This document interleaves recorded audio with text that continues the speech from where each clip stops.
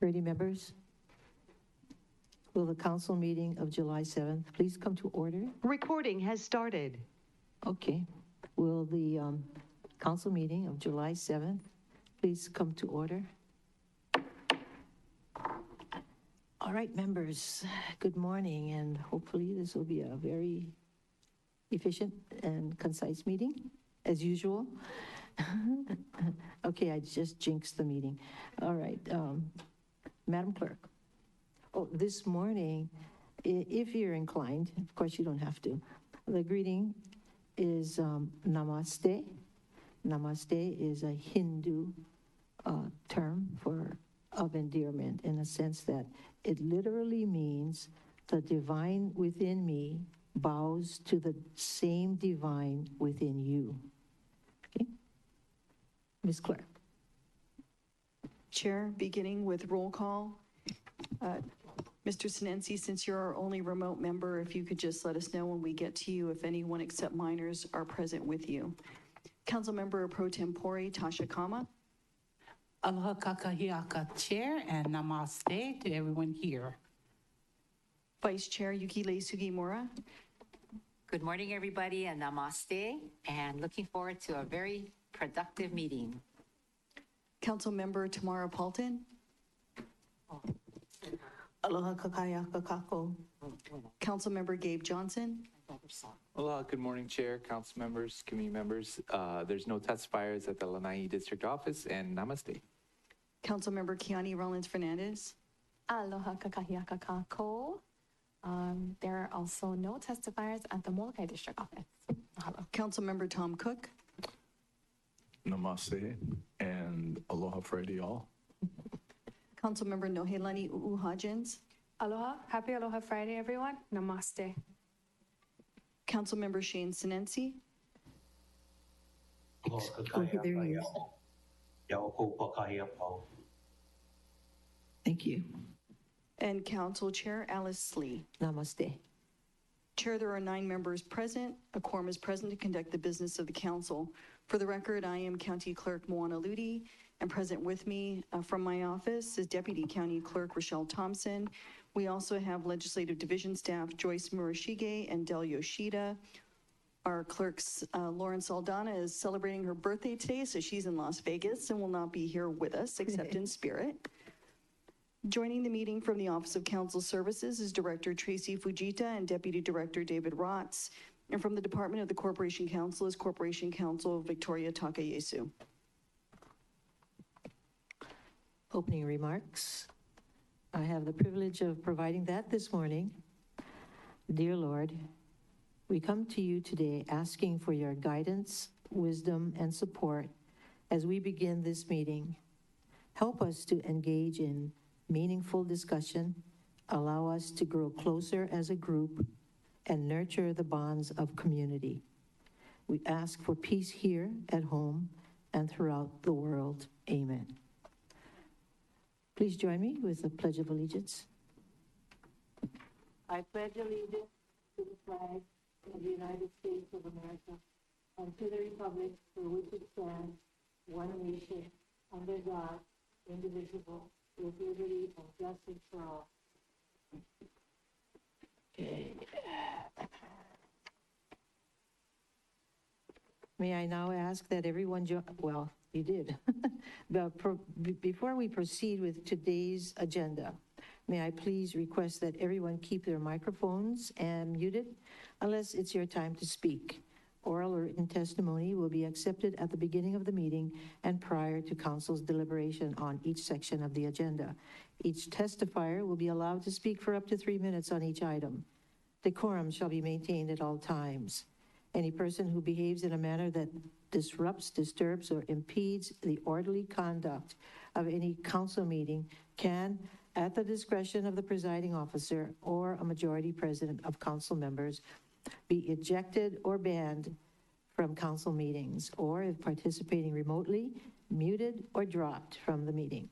Examples of disruptive behavior include, but are not limited to, heckling, shouting, use of profanity, threatening or slanderous remarks made to any member of the council staff or general public. As a reminder, the chat shall be used only to sign up for testimony and not for public commentary on the meeting. It will be considered a breach of decorum for members of the public to use the chat for anything other than testimony sign up. Ms. Clerk, please proceed. Chair, proceeding with testimony on the ceremonial resolutions.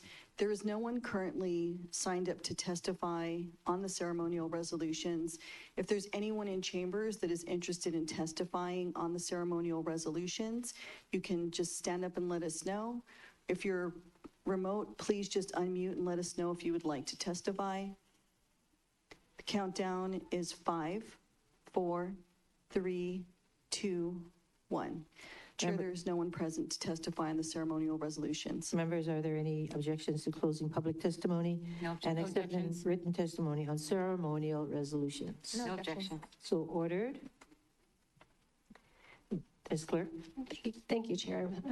For ceremonial resolutions, the first ceremonial resolution is Resolution 23-166, congratulating Maui County winners at the 2023 Island Movers Hawaii High School Athletic Association State Track and Field Championships.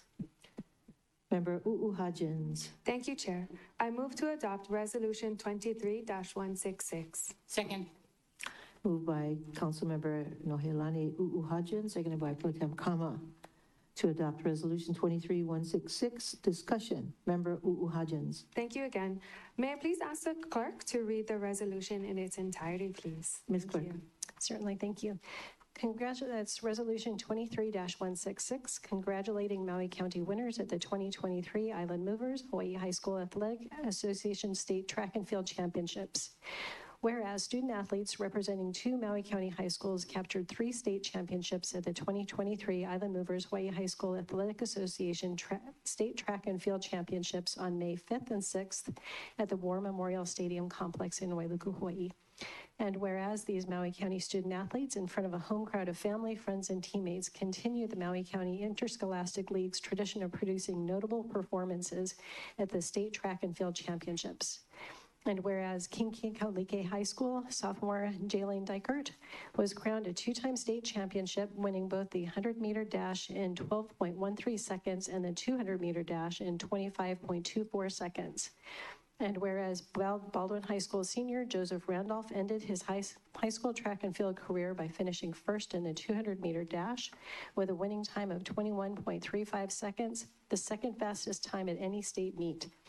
And whereas Jalen Dykert and Joseph Randolph were selected as the Maui News's 2023 Maui Interscholastic League Track and Field Athletes of the Year. And whereas with the support and guidance of their dedicated coaches, Jesse Henderson of Kinkekalike High School and Derek Tehelig of Baldwin High School, Jalen Dykert and Joseph Randolph maintained academic success, displayed extraordinary sportsmanship, and achieved excellence in the sport of track and field. And whereas the exceptional performance, dedication, and team spirit of these outstanding student athletes bring great pride and honor to their schools, their community, and the county of Maui. Now, therefore, I'm sorry, I left out their ohana, of course, most importantly. Their ohana, their schools, the community, and the county of Maui. Now, therefore, be it resolved by the Council of the County of Maui that it congratulates the Maui County winners of the 2023 Island Movers Hawaii State Athletic Association Track and Field Championships, and that certified copies of this resolution be transmitted to the student athletes Jalen Dykert and Joseph Randolph, Jesse Henderson, head coach, Kinkekalike High School, Derek Tehelig, head coach, Baldwin High School, Amy Strand, principal, Kinkekalike High School, Keone Wilhelm, principal, Baldwin High School, Desiree Sides, superintendent, Baldwin, Kekalike, Kulani Hakuai, Maui Complex Area, Department of Education, Joe Balangitao, junior executive secretary, Maui Interscholastic League, Christopher Chun, Executive Director, Hawaii High School Athletic Association, and the Honorable Richard T. Bisson, Jr., Mayor, County of Maui. Discussion. Member Uuhajens. Thank you, Chair. Members, I would like to ask for your full support of the resolution. I'm pleased to recognize the outstanding achievements of these student athletes who have demonstrated excellence in the sport of track and field, as well as their academic accomplishments. Their dedication and commitment to the sport have earned Jalen and Joseph the title of state champions. Jalen will be a junior this upcoming school year, and we wish her all the best in the upcoming season. Joseph will be heading to Olivet Nazarene University in Illinois on a full-ride scholarship where he will play football and compete in track and field. I would also like to recognize the outstanding efforts of their coaches, Derek DeHelig of Baldwin High School and Jesse Henderson of Kekaualike High School, as well as the support of their family, teammates, and friends. In the words of the great Muhammad Ali, "If my mind can conceive it and my heart can believe it, then I can achieve it." At this time, I respectfully ask the members for their support in my motion. Thank you. Members, any more comments or questions? Vice Chair Sugimura. Thank you. What an honor. Thank you very much, Councilmember Uhajans, for bringing this forward. And I always say when we hear about these kinds of accomplishments, we know it takes really a village, not only the dedication of the wonderful coaches and staff, but also the families through the years that have brought them to this point of achievement. So congratulations, and I too pledge my full support to this resolution. Thank you, Member Hodgins. Any more discussion? Pro Tem Kama. Thank you, Chair. And also, I too am in total support of the resolution in its entirety. And I too am proud of our students here in Maui County who continue to bring pride to our community, their families, and their community. But Chair, if I might also, I'd like to make sure that we send a copy of this to our new Maui Board of Director member, Ms. Kare Dukolo, if that's okay, Chair. Oh, of course. Can we add that, Madam Clerk? Okay. Board of Education. Any more comments or questions? If not, all those in favor of adopting the resolution, raise your hand, say aye. Aye. Aye. All ayes, 0 noes, motion carries. Thank you, and congratulations. Did you want anyone to come up? If that's okay with you, Chair? Yes, of course. Okay, thank you. Would you like to introduce them? Sure. Joseph.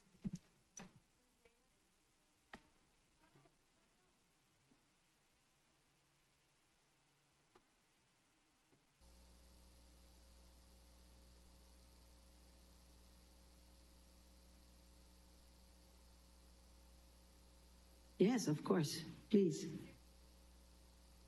Yeah, just say your name and your school, and then whatever else you want to say. My name is Randolph. I ran for Baldwin High School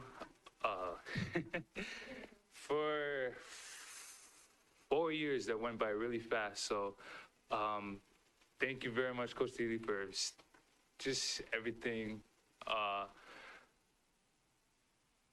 Like all the coaching, but also like the relationships we have, like, you know, sitting in your classroom during lunch, just talking story. I think I'm gonna miss that a lot throughout this season. So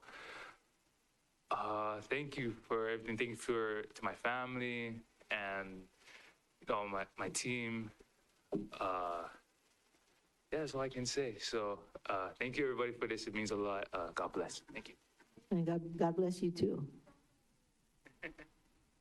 I'm Jalen Dykert from Kincaid. I would like to thank my coach because he's like been there the entire way. I am now going in as a junior, and I'm excited to continue training under Coach Jesse.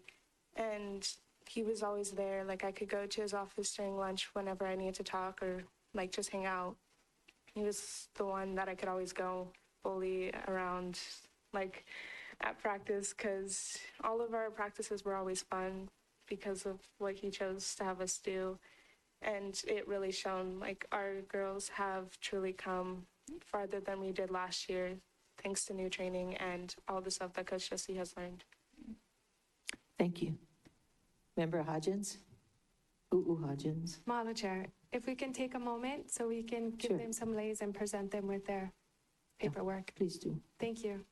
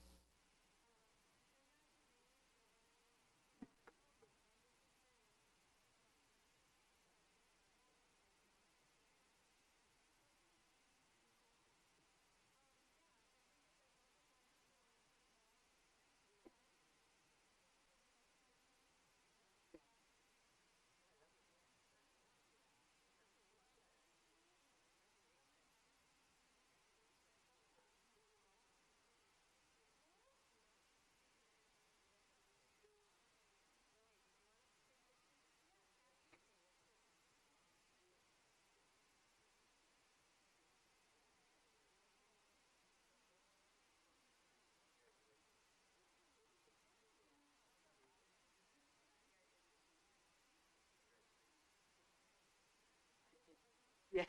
Thank you.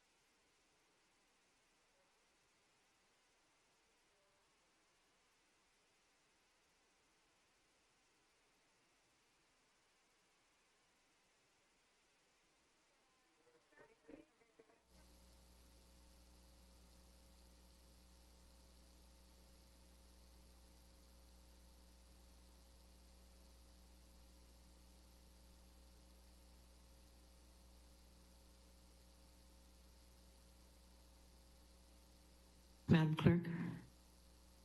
Thank you, Madam Chair. Before you is Resolution 23-170, congratulating Maui County's soil and water conservation districts on their 75th anniversary. Vice Chair Sugimura. Thank you. I move to adopt Resolution 23170. Second. Moved by Vice Chair Sugimura, seconded by Pro Tem Kama to adopt Resolution 23170. Discussion, Vice Chair Sugimura. Thank you, Chair. If you will allow, I'd like to read the resolution in its entirety. Madam Clerk? Thank you.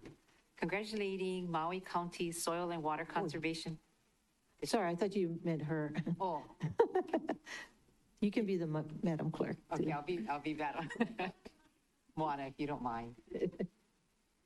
Congratulating Maui County Soil and Water Conservation Districts on their 75th anniversary. What an achievement.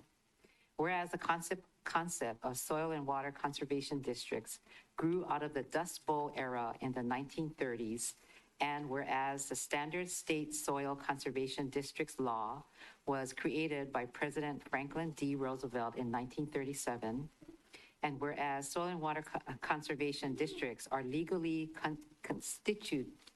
constituted self-governing subunits of the Hawaii state government organized under Chapter 180 Hawaii Revised Statutes, first established under Act 191, 1947, and whereas shortly after the law's enactment, farmers in Kula and Olinda, led by John Hashimoto and co-signed by H. Fujimoto, A. Isaishi, H. Koja, K. Kazuma Okamura, S. Fujita, H. Yoshida, S. Yamasaki, O. Yara, F. Yuma, Teichi Yamada, Harold F. Haramoto, Shigetaru Oshiro, Sadao Otani, Paul K. Watanabe, F. Suzuki, Nobuo Nakanishi, Isao Kametani, S. Murashige, B. Tanji, S. Yamauchi, G. Inoue, S. Nishiyama, Y. Nakamura, K. Watanabe, M. Yamamoto, Y. Matsui, and N. Makimoto began the process to form a soil water conservation district.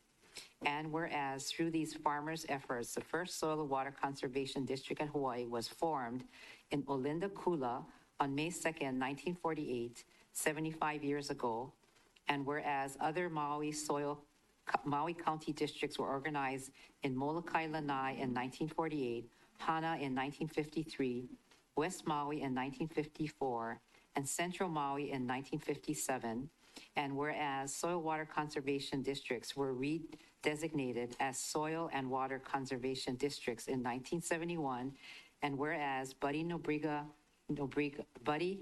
David Buddy Nobriga and other volunteers continued the vision of early soil and water conservation pioneers by expanding the capacity and services of the soil water conservation districts that protect Maui County's environment and communities. And whereas Maui County soil water conservation districts have worked to improve farmland and agricultural practices, and whereas soil and water conservation districts help farmers and ranchers implement practices by providing cost share and other federal funds, and whereas soil water conservation districts in Hawaii leveraged in states' capacity to address natural resource concerns in relation to watershed protection, flood preservation, erosion and pollution control, reforestation, wildlife habitat development and maintenance, and community outreach and education. Now, therefore, be it resolved by the Council of the County of Maui that it congratulates Maui County Soil Water Conservation Districts in their 75th anniversary, starting with the 1948 establishment of the Olinda Kula Soil Conservation District, that it recognizes the tremendous impact that soil conservation districts have throughout the county, Maui County, and that certified copies of this resolution be transmitted to Clark Hashimoto, Chairperson, Olinda Kula Soil and Water Conservation District, Mei Nakahata, Chairperson, Central Maui Soil Water Conservation District, Ivalani Pu'ui Puni, Chairperson, Hana Soil and Water Conservation District, Faith Tuipu Tulu, Chairperson, Molokai Lanai Soil Water Conservation District, James Nobriga, Chairperson, West Maui Soil Water Conservation District, Michelle Watkins, Executive Director, Hawaii Association of Conservation Districts, Brenda Lokepa Moses, President, Hawaii Association of Conservation Districts, Don N.S. Chang, Chairperson, Board of Land Natural Resources, State of Hawaii, Doreen Napua Kanto, Maui Nui, Member, Hawaii Board of Land and Natural Resources, Sharon Hurd, Department Chairperson, Hawaii Board of Agriculture, Gerald Gregory, District Conservationist, USDA, NRCS, Kahului Field Officer, Jason Hugh, Interim District Conservationist, USDA, NRCS, Molokai Lanai Field Office, J.B. Martin, Pacific Island Area Director, USDA, NRCS, Astor Boozer, Western Regional Conservationist, USDA, NRCS, Thomas J. Valek, United States Secretary of Agriculture, and the Honorable Richard T. Bisson Jr., Mayor of the County of Maui. Discussion? Thank you.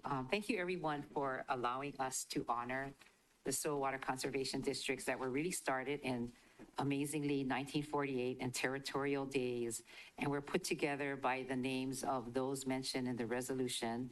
I want to also send a special shout out to Mei Nakahata, who organized this and put together all the names and history and data to put this resolution together. And I thought one of the interesting articles that she submitted to us, and I'll give you a little insert from it. It says, in taking the first steps towards setting up a soil conservation district, the Maui farmers, whose names you heard, are aligning themselves with a growing movement in the United States. Is a whole, in whole there's about 1,500 districts, and totaling at that time in 1948 about 1.1 billion acres of land. It's really quite an achievement, and by reading the article that was submitted, written by the University of Hawaii, it was said that the reason that the farmers got together, seeing the need for the soil water conservation, because they could see the erosion of their soil and what the elements were doing to their property at that time. So they joined together in force to become the first soil water conservation district in Maui County. So thank you very much, members, for letting us honor them. And I apologize to everybody who I butchered those names. And thank you very much, Madam Clerk, for allowing me to do your job this morning. Any more discussion? If not, all those in favor of adopting the resolution, raise your hand, say aye. Aye. 9 ayes, 0 noes, motion carries. Thank you, members. Vice Chair Sugimura, what would you like to do? Yes, so if I could call up some members who are in the audience to come up and receive leis. I also have a bag of Hawaiian salt made by my brother, and as a gift to them. And if they could say a few words. So in the reso, you heard that John Hashimoto was one of the founders of this, and his son, Clark Hashimoto, who lives in Kula. I'd like to know if he could come up, please. I mentioned May Nakahata, and she's the chair of the Central Maui Soil Water Conservation District. Clark. Jay Nobriga, who's the chair of the West Maui Soil Water Conservation District. Jay. And you know, Jay Nobriga is part of the Buddy Nobriga family. And they too have lived the legacy of the 75-year anniversary legacy. And La'akea Lo is here representing USDA. La'akea, come. Oh, okay, there's La'akea. I said, oh, we get to see La'akea. We get to see you now. Yeah.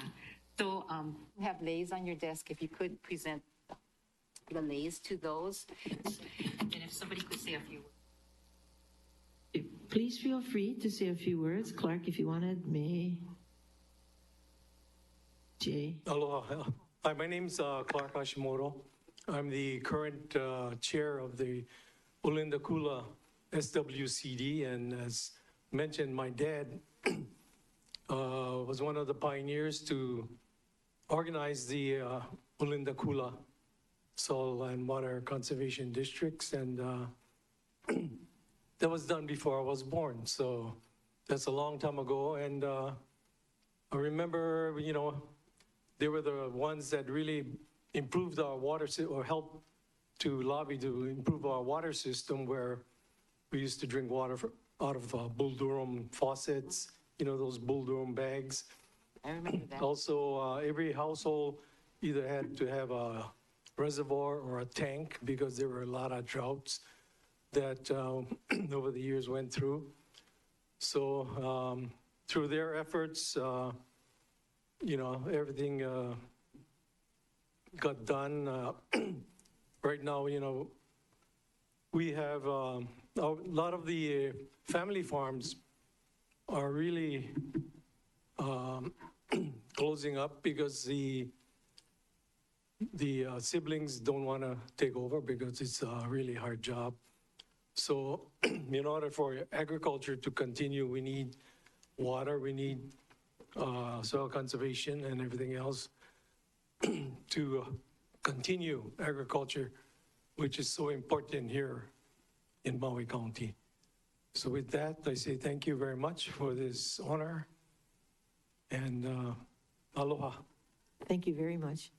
Jay, would you like to say something? And then May, and then La'akea. Yes, I would. I'm not very comfortable doing this, but I would like to say, as Clark mentioned, my dad started West Maui Soil Water Conservation District along with Sweezies and the different support. And like Clark, he started it before I was even born. I truly appreciate the vision of our forefathers of setting this in motion so that we can preserve our natural resources for future generations. I would like to thank you for this honor to accept this recognition. I also would like to thank the council of the past, the present, and the future for their tremendous support in helping the districts accomplish this combined effort to preserve our natural resources for future generations. Thank you. Thank you. And May? La'akea, you want to come down too? Thank you. I'd like to reiterate Clark and Jay's sentiment, and especially thank the council. Over the years, the districts are designed to be a partnership.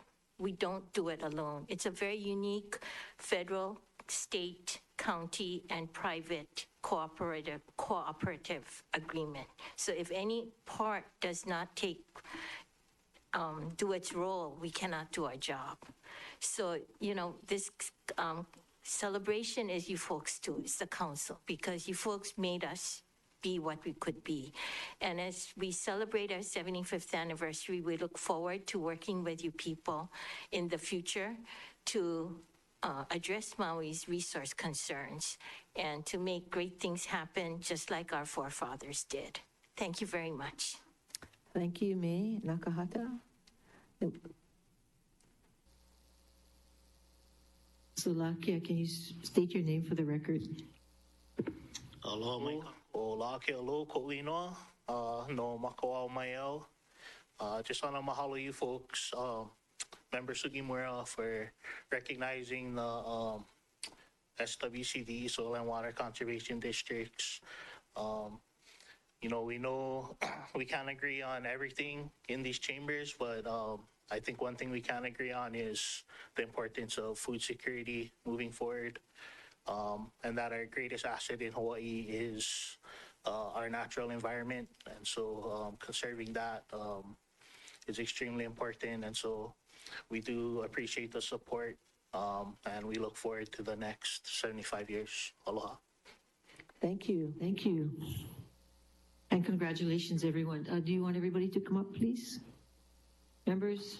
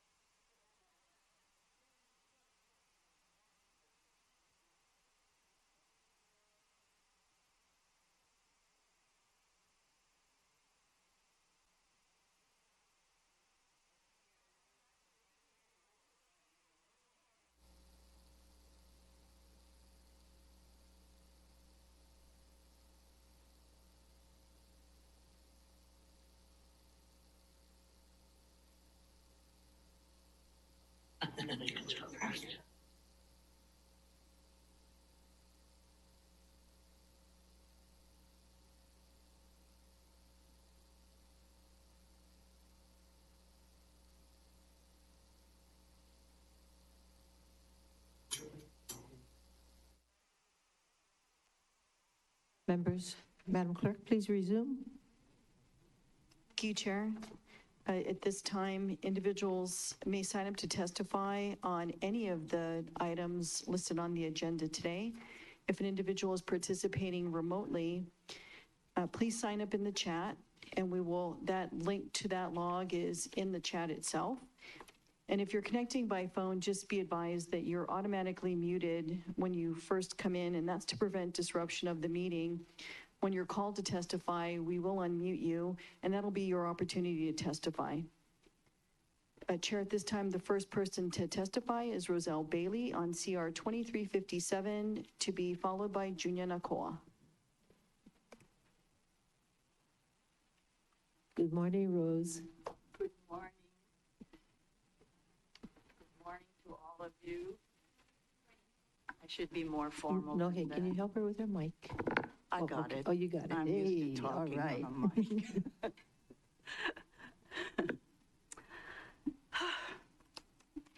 My time starts now. My name is Roselle Bailey, and I'm here to give testimony on the GTE tax thing. There are principles of liberty, 28 principles altogether, and I'm going to read 3 that I think you should listen to. The highest level of prosperity occurs when there is a free market economy and a minimum of government regulations. The Bible has that in Isaiah. Israel practiced that to get their financial status higher when Israel became an independent country. It's much like free trade.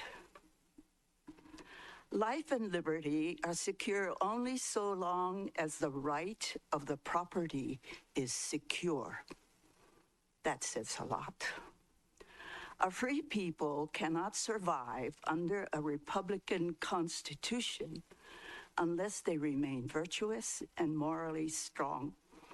And this is not Democrat and Republican. The country is a republic. Since the discussions of the bill, there is much froth with legalese language and word games, thereby facilitating one into hope, self-preservation, and confusion. You have heard over and over the real lives of your people, or do I dare say your labor class. The GE tax will maybe remain the same, but costs of living will rise as they already have. Your evaluations are not up to the consequences. You are not listening to your constituents. Not all people know that DHHL is a congressional act with some amendments, that it is federally funded. It is a lease.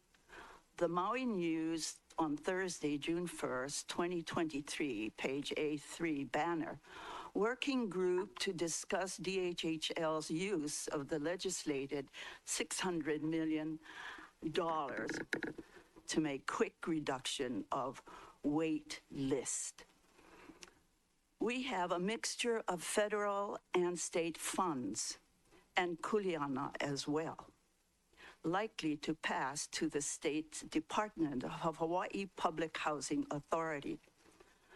Also, government buildings or projects are on the so-called ceded lands, a no land cost to all of you. That's 3 minutes already. Whoa. Can I just go on? I don't see anybody. Can you just take a minute to conclude? Yeah, okay. I can, I think. Is this a land grab? Thank you, E.M. Tongi, for saying the family was priced out of Hawaii. As for infrastructure, during Waihe's term, former governor, in office, Dr. Luciano Minervi said to us walking down the steps, quote, "Do not develop for the predicted population of Hawaii 2020. Instead, take care of your present population infrastructure." And look at Oahu now. Do we want to be like that? I'll close with another 3 principles. A free people cannot survive as a republic without a broad program of general education. The core unit which determines the strength of any society is the family, Therefore, the government should foster and protect its integrity. The burden of debt is as destructive to freedom as subjugation by conquest. My husband taught me the saying, figures don't lie, but liars figure. Thank you. Thank you. Members, do you have any questions? Nothing. Vice Chair, we have one. We have one. You have one. Vice Chair Sugimura. I just want to thank you for and today for being here in the chambers and your words of wisdom. And if you ever decide to preach and do services, I want to attend. Well, So thank you, yeah. Yukile. Thank you. I hope to educate rather than confront. Thank you. Member Cook. Thank you for coming and for sharing. And my clarifying question, Yes. I find your testimony very full of wisdom and thoughtfulness, which is, I think we all hear it. I hope so. For some guidance, my clarifying question is requesting some guidance of how to catch up with our needs for water for agriculture, our needs for to play catch up, not so much for the future, but to take care of the present for the future. So You want my thoughts on that? I do. And Oh, I'm going to stand on my box. Water. In 1972, my husband worked for the plantations. I told him, Jim, when the water issue comes forward, I will stand against you. Because water is important not only for life, it is important in its connection to wealth. Anytime in the Hawaiian language, they use the keyword wai, it's doubly important. You have to know how Hawaiians think. And the water goes with the land. So you have to be careful how you,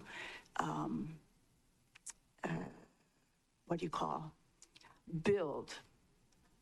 Like Kihei, for instance, not much thought was given to that except beautiful beach.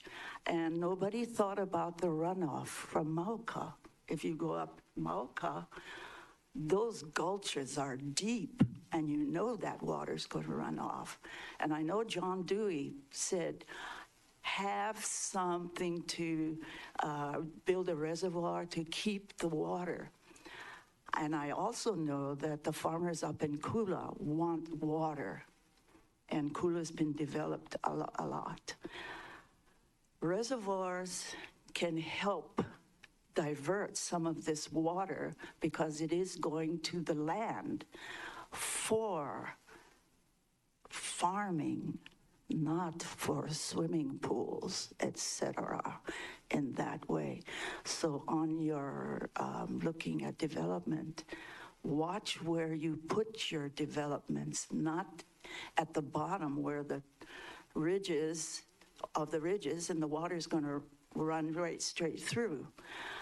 You need to develop according to how the environment is and may be, because that determines how our community will live and can live. And there's nothing in the world that says, like Luciano, he's my friend, Minervi said, you don't have to build according to the predicted population. Take care of your people now and in the future, because the children behind are coming up, and we need to take care of them. Did that answer your question? I must say thank you for your very thorough, heartfelt, clarifying answer. And yes, it did. Thank you very much for coming. You're welcome. Any more comments or questions, members? don't see any hands. Thank you again. Aloha. I was never taught to say aloha unless you were my family. Well, I thought I am your family. It's legislated. You know, the use of aloha is legislated. You cannot legislate aloha. Thank you. Yes, thank you. And I do love you folks. I haven't been in here for a heck of a long time. Come again soon.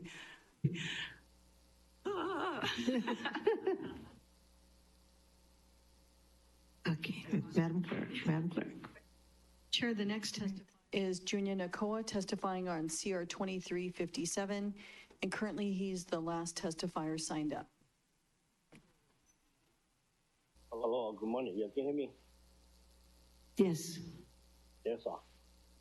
Sorry, thank you here. The Little League tournament today. Congratulations to the two high school kids for their accomplishments. That's why we coach, because when they see kids that prosper, it was awesome. But what you call? Just like clarify. This money, I know one of the council members had mentioned about helping out the Hawaiian, the Hawaiian homes, which is awesome. It is awesome. But federal level, state level, everybody help you. Get like $600 million in the account. You get, we get the land. You guys need get the water, all that. Make sure the problem with development here on Maui, and I'm going to keep repeating them, and I'm going to keep saying them. It's the planning department. There's an audit that was done a couple of years back. And that audit, when proved, everything that there's no communication, the leadership does not talk to the rest of the workers, and, especially the ZAED, it's just, again, first is, I don't think we should be raising our taxes right now because everybody needs, some people just getting back on their feet. You guys might have the $1 billion, inside our your taxes, you guys tax account. But not everybody gets your food pockets, yeah?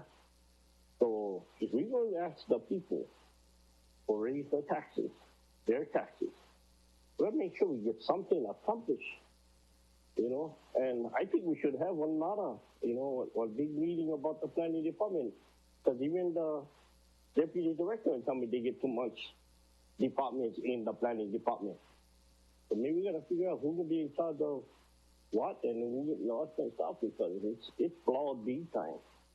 Yeah, so, you're going to raise our taxes. We got to pay more taxes, and then we still get the jam-up service. It's not fair to us. It's kind of junk, We're paying more money out of our pocket, but then we get in the same junk service. That no help the local people get into their home. No help the local people get into homes. But you get the thing, you get $1 million homes popping up all over the place. All over. No problem. Go ahead. And then, you guys are saying that this money going to go to the DHR and affordable homes. Stop using affordable homes as the lead thing, because a lot of these affordable projects, only 25% of them is affordable. The out of 75 is market. That, so that's so we, the local people, we get screwed. But then, 75% could be anybody from all over the place. 3 minutes. Junior, can you conclude, please? I will. Yes, I will. And that will take up a lot of our, our homes, our land, that we get only a little bit here, you're on a land, one island, so you keep using it for these rich buggers, the local definitely can get priced out of Hawaii. Like I said before, the Iam Tongi and the anti right before me went there. So, use you guys thoughts before you guys jump in, because again, the HHL is ready, according to my council member, it's shovel ready for go. So they'll use that bugger as an excuse to support the raising of the taxes. Mahalo. Okay, thank you. Members, are there?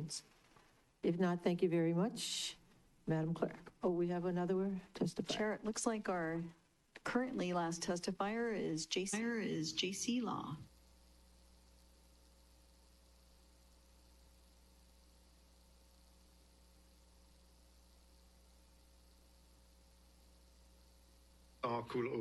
I was here to speak about it's CR 2357, Bill 49.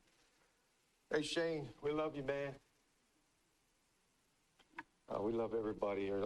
I don't know if I can say aloha now or not because of point late told me. The new general excise tax is Pono that the money goes to help the Hawaiians. I like that part. I guess I missed that meeting with you guys.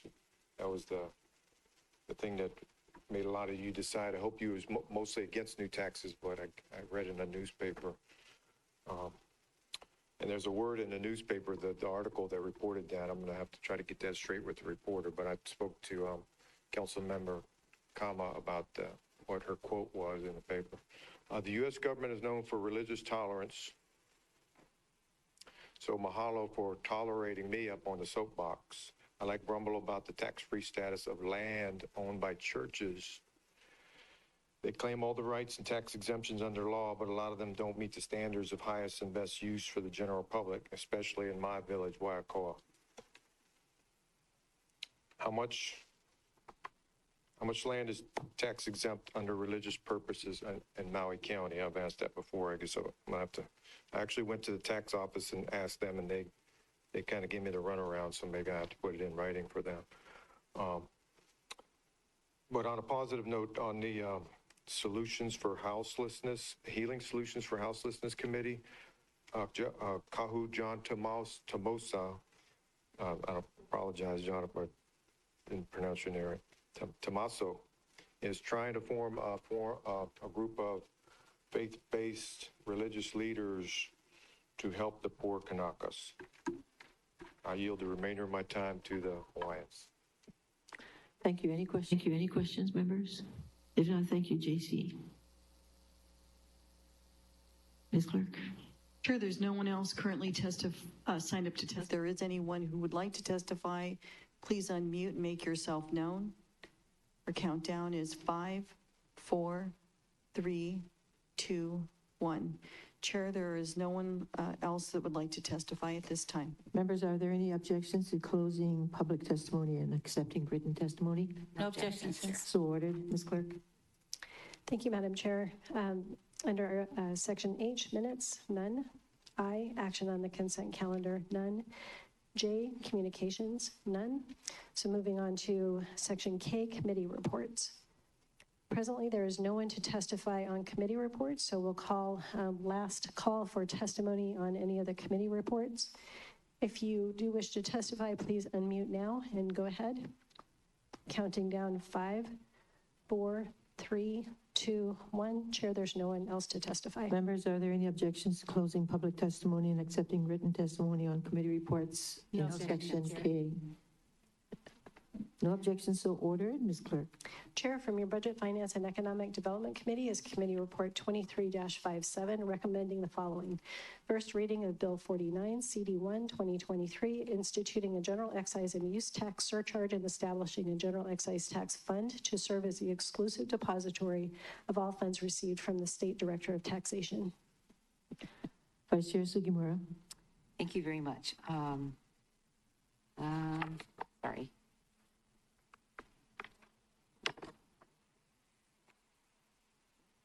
I move to adopt recommendations in Committee Report 23-57.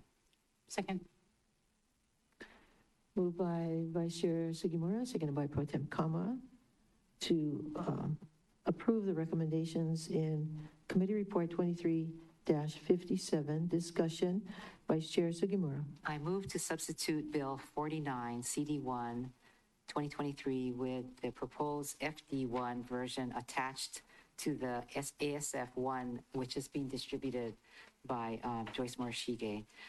This has been approved to form in legality by Department of Corporation Counsel. Second. Okay, moved and seconded by, moved by Vice Chair Sugimura, seconded by Pro Tem Kama, to, let's see, substitute Bill 49. the bill and discussion. Vice Chair Sugimura. Members, the proposed FD1 version includes approval as to form and legality by the Department of Corporation Counsel, is signed by them, and I ask for your support of this motion. Any other change besides that? No. No. Basically, it's Okay. approved. All right. Yeah. No Right. changes. Any more discussion? Member Rollins Fernandez. Mahalo, Chair. Okay, because this is a motion to substitute, if anyone has any changes they want to make, they would have to make it now and not wait until this motion passes, right? Yes. I don't have any motions. I'm flagging it for people in case someone else does. Yeah. Mahalo, Chair. You want to make a change or propose a change, now's the time. Member Paulton. I just was wondering if Member Sugimura could repeat. This is what we went over in her committee, but we weren't able to amend it at that time because we didn't have the public hearing yet. Is that what it is? Could I? So basically, all of this was discussed. We had a public hearing to hear from the community on June the 26th in the evening. And then we had the committee meeting the next day at 1:30. And any changes could be made at that time. And I took up the ASF that I had presented, actually was a June, forget the meeting that was in between there. June 26th was 26th. a committee meeting, right? Not public hearing. I'm sorry, yes. And It was that's a why we BFED committee meeting. couldn't amend it at that time, is that? And you did on the 27th, and we did on the 27th. We accepted the ASF. We had the next day. We The had the next day meeting. at 1:30. Yeah. And this is the same as that one? Yes. It's what was approved. Oh, Yeah. So the difference is it wasn't signed when I filed this. The committee filed it, so now it's filed, signed, approved for form and legality by Corp Counsel. So that is the reason for the ASF. But the changes that were discussed at the meeting of the 27th at 1:30, that meeting, the BFED committee meeting, that is what is in this final document that you're looking at, along with the approval of Corporation Counsel. And that would be section 3.100.040 C and D, I believe. Yeah, there's some, Those two. as well as what? So they were like, non-substantive changes that were made, as well as designating the State Director of Taxation must levy, assess, collect, otherwise administer the general excise tax use charge. And then number B, you're right, is the Director of Finance establish a separate account. And C, the Managing Director must administer the funds. And these were the resource people that attended our meetings. So all of this was put into the bill, just for clarification. I guess I have one amendment. Okay. I move to amend 3.100.050 to strike may and insert must. Second.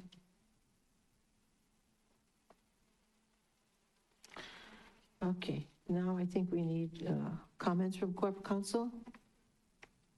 Because this is a state mandate, Corp Counsel. I believe Deputy Corporation Christina Toshikia, who has been present during the public hearings and working on the bill, can answer that. She's online. Okay, I see her. Ms. Toshikiyo. Good morning, Chair. Thank you for the question. I'm just confirming. I don't think that that's going to be an issue. I just wanted to confirm with the language that's in the act, if I could have a minute. Member Rollins Fernandez. Mahalo, Chair.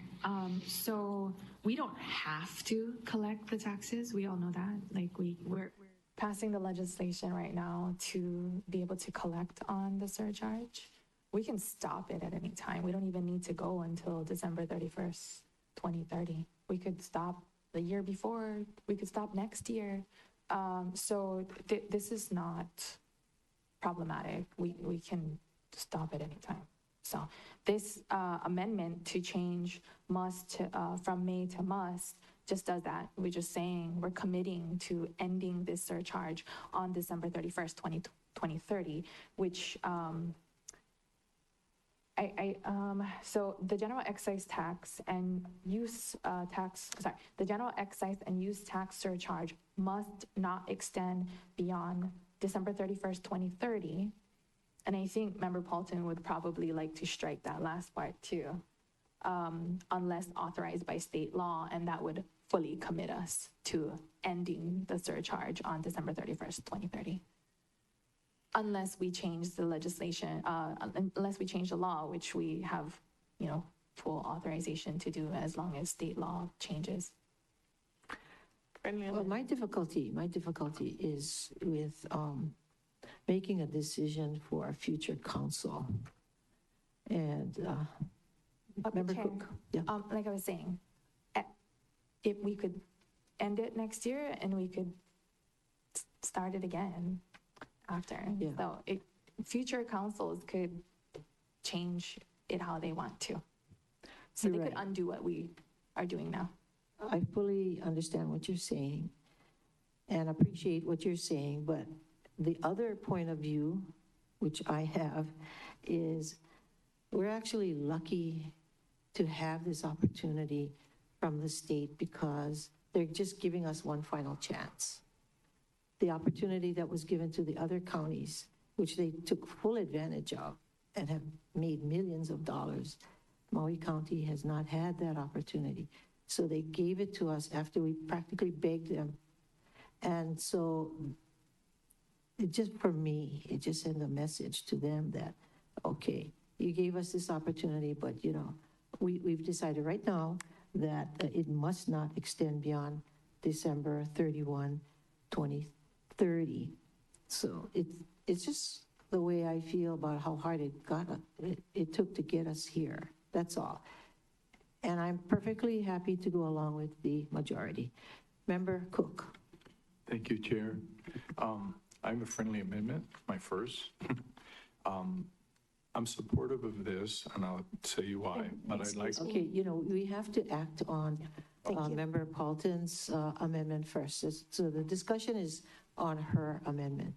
Yeah. I'll hear out his friendly amendment. Is that all right to hear it out? Because I can accept it or not. Okay, do you want to do that, members? Thank you. Yes. Okay, hopefully it's friendly and not, way different. No, my proposal is to, actually it's on, she said, unless authorized by a supermajority of the council at that time, which is basically what you're seeing, the future council. But my position on this, I hesitate, and tell me if I'm out of line. My position on being supportive of the tax increase is that, and I think that we really need it for the island. I am not supportive of it being in perpetuity. I think that the community has spoken loud and clear about the burden. I think that if we set a timeline, then we're being responsible and it will hold ourselves accountable and the government accountable to utilize the money, expend the money, get things done, and then go back to the way it was. Okay, now I see the clerk staring at me. And saying, So obviously she has something to say before you finish. I would recommend that we just handle the Member Paulton's amendment first, and then if you wish to make your amendment afterward. Yeah, I don't know if I could have accepted that because it's state law that has to change in order for us to extend it. A supermajority of us wouldn't do anything without state law extending it first. So I agree with the clerk that maybe we just Act on yours. yeah. Okay. Member Vice Chair Sugimura. Thank you. Yes, and we will, this is regarding Tamara's amendment, and I want to hear from Corp Counsel. Corp Counsel? Which one? Oh, Ms. Toshikio. Which one? I think that's who Ms. we were directed. Ms. Toshikio? Thank you, Chair. So I've just reviewed the HRS, and it does say that it may, you may, it may extend the surcharge until December 31st, 2030. So by putting must instead of may, it's just going to be a policy decision for this council to determine whether or not they want to extend it past that date. But this is what the basis of the state law. And the state law would have to amend for this council in order to extend it past that 2030 date anyway. So that I'll leave to you as a policy decision. Ask a question. Vice Chair Sugimura? So in other, because I know that Act 48 mandated what we're doing, and so therefore, if we decide, if we put this word in and the law changes, which would be the state legislature changes, we would have to take it up as a new item or a new ordinance anyway, because it would supersede the state, correct? Did you hear that, Ms. Toshikio? I'm sorry. Toshikio. Can you repeat the question? Yeah. A little louder. Can you put the mic closer to you? Lift it up. Lift it up. Okay. So basically, based upon Act 48, which is what is giving us the authority to do this, it does say that it is till December 31st, 2030. So you're saying that by adding must, it doesn't necessarily impact the future because Act 48 is going to end. And if there is going to be an extension, it'll come from a new action of the legislature anyway. Correct? Correct? Okay. Correct. And then this body in the future would have to determine whether or not to extend it at that point. Okay, that's fine. Thank you. Member Rollins Fernandez? Mahalo, Chair. The language, unless authorized by state law, gives us that authority to extend if state law is extended. So that's why we're striking it. That's why the proposal is to remove that part of the language. Because, yes, we cannot extend it. The legislature would have to extend it. But by having this language in here, it may not extend past December 2030 unless authorized by state law gives us that leeway to continue without additional legislation. That's what that language does. So that's not completely accurate. Would you be willing to add that clarifying phrase after? Oh, it's already in there. I don't know if Member Paulton, I heard Member Paulton say that she wanted to include it into her motion, but I wasn't sure if that was officially part of a motion. But I saw the intention of removing the may to put the must, which I supported. But in order for that to have its full effect, we would also have to strike unless authorized by state law. And that's something that, I see Ms. Toshikio pop back on. So if, yes, and anything sorry, then I will correct myself. Thank you, Member Rollins Fernandez, you are correct. That would be the effect of having the must and also having the as authorized by state law.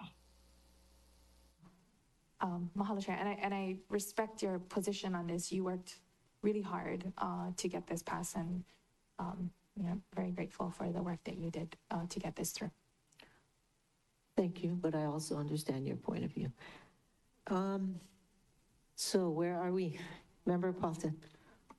Maybe you should repeat your motion. Yeah, I did want to accept that as a friendly amendment. To read the amendment would be the general excise and use tax surcharge must not extend beyond December 31st, 2030, period.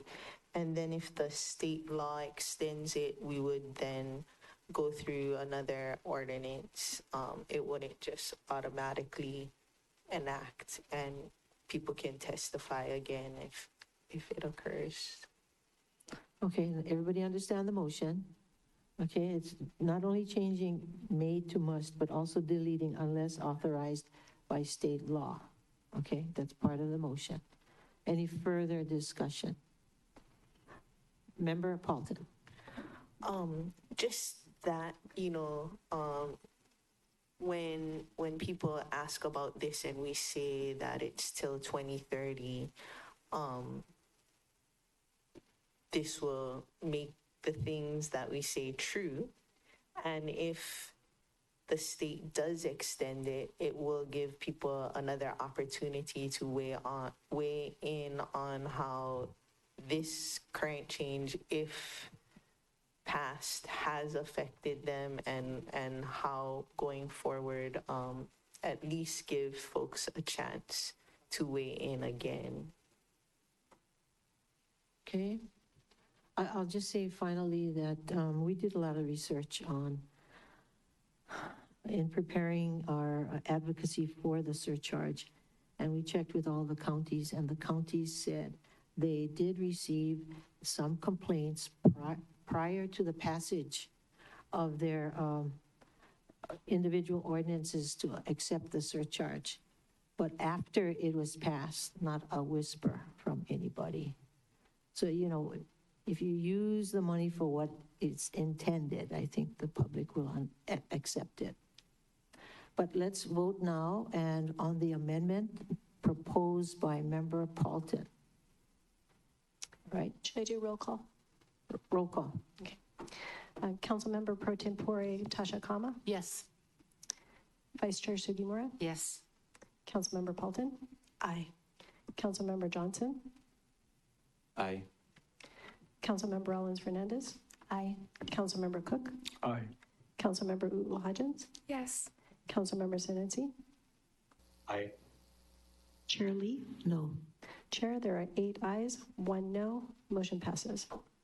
Okay, so back to the amendment by Member Sugimura. Your motion as amended. Yes. So any more discussion? No more discussion. No more I discussion. think it's been said. No more discussion. Member Paulton? After, if this is accepted, is there still another main motion that we're voting on? Yes. Yeah, now we're doing the substitution as amended, Okay. And this is your last chance to amend the substitution. And then after this vote, we go straight to the main motion as amended. Yes. All right, so no discussion. No discussion. So the substituted version as amended, what do you want to call that up? Madam Clerk. Thank you. So we're voting on the substitution FD1 version as amended. Shall I call roll? Do we need roll call? No. No. Had motion. All those in favor of the motion, raise your hand, say aye. Aye. Okay, 9 ayes, 0 noes. Motion carries. Okay. Now, And now back to the main motion as substituted. Okay. all those in favor of the motion, raise your hand, say aye. Oh, sorry, there's discussion. Do you still have discussion on that? Okay, Member Paulton. Oh, Member Sinensi had his hand up first. Member Sinensi. Mahalo, Chair, and mahalo, Member Paulton. Wanted to speak to the motion as amended. I'm supportive. Bill 49 CD1 as amended, and only because of my previous comments of support of House Bill 954, which provides additional protections for our residents. It does increase the household and dependent care service tax credit for 5 years. It also increases the refundable earned income tax credit for 5 years, and it increases the income thresholds and credit amounts for the refundable food excise tax credit for another 5 years. So because of these additional protections of Bill 954. Okay, question, Vice Chair Sugimura. Yeah. And maybe Member Kama may have more to add, but I want to comment that I support this bill, and I like how the legislature or the state has, or Governor Green has directed us to use this for sewer, water, and sidewalks around schools, but it's been very specific. And there's some huge needs that we have as a community to service the greater community. And I think with the example, when I brought this bill up, the example that Department of Environment Management is doing is building the Central Maui Wastewater Reclamation Facility. And as you know, that's going to be the wastewater system for all the affordable housing projects that we've been approving to tie into that once it's completed. I think it's like 2027, 2028 that it should be done. Is over, it's to be completed, it's going to be over $120 million. There's also the decentralization, which we all are concerned about, Kahului Wailuku's wastewater system, which is a pretty old system and is right on the ocean or right on the shoreline where Kanaha Beach Park is. And that needs to be decentralized and then gradually moved into the Central Maui Wastewater Reclamation Facility. So that's an example of what this money can be for. And I say, because I've been asked, as many of you have, I know this is a really hard decision, but I've said to people that have asked me about this, that this is going to give us some money to pay for the need of building this infrastructure that will be covered by these funds. And not only was it going to be only from our residents, which is a big concern, but 30% is going to come from the visitor industry. And those were the estimates that we got from the state tax office or Director Turia when he came to speak to us. So I know this is a hard decision. I hope Member Kama will speak about the Hawaiian homelands issue, because I think that's also a very important factor. And it was, to some of us, a deciding factor to support this, because it'll help the greater community in many different ways. So thank you, Chair. Pro Tem Kama. Thank you, Chair. And also thank you, members, for accepting this as is and for accepting the 20% for the Department of Foreign Homelands, because you know, let me see what they think about how old I was when I actually applied when I was 18. And when I was 18, I couldn't apply for Hawaiian Homelands because I was underage. At the time I applied, you had to be 21. So I actually had to wait till I was 21 to apply. But I already had my application ready to go. And that's how long I have been working with the department to be able to get accelerated awards and to be able to get infrastructure and to be able to help more of our homesteads, or at least people, to speak on behalf of the lands that they believed that they would want to live upon. And then organizing homestead associations across the state to be able to speak for the land, because if nobody speaks for the land, who will speak for the land and say, I need to live here, I'd like to live here. So doing this, and I'm happy that Member Paulton brought up the issue, because after 6 years, right, we're going to revisit this. I mean, if the state extends it, we get to revisit and say, okay, how did this work for our people? Did it work? Did it not work? And then if it worked, then we can extend it. If it didn't work, then we'll say, well, thank God it was only for 6 years, right? But we get to see really how we made a decision and how that's going to impact our people and get feedback after that. But in terms of the DHHL projects, I mean, more projects can come online. And we have 203,000 acres out there, and only 10% of that acreage has actually been developed. We have so much land, but we don't have the money to do the infrastructure. And that's why our people are not here. That's why they're leaving. And that's why more people who live on the mainland are on that list. We need to bring them home. And if not them, maybe their children or their heirs. So thank you, Member Seymour. Thank you, Member Paulton, and all the other members going down this way, and including you, Member Sinensi. Thank you. Thank you, Chair. Member Cook. Thank you, Chair. I'll restate, I'm supportive of this. The reason I think that this is going to enable the fund projects. This is just the very beginning.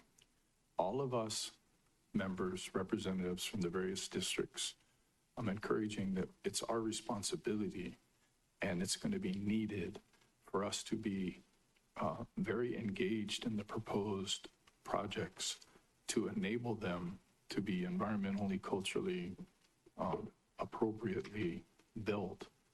But if we don't do our job over the next 6 years after collecting all this money to substantively improve water for agriculture, which will help for affordable homes and Hawaiian homes, as well as our wastewater systems, our solid waste systems, which the entire community uses, then I think it will be a gross negligence on our part.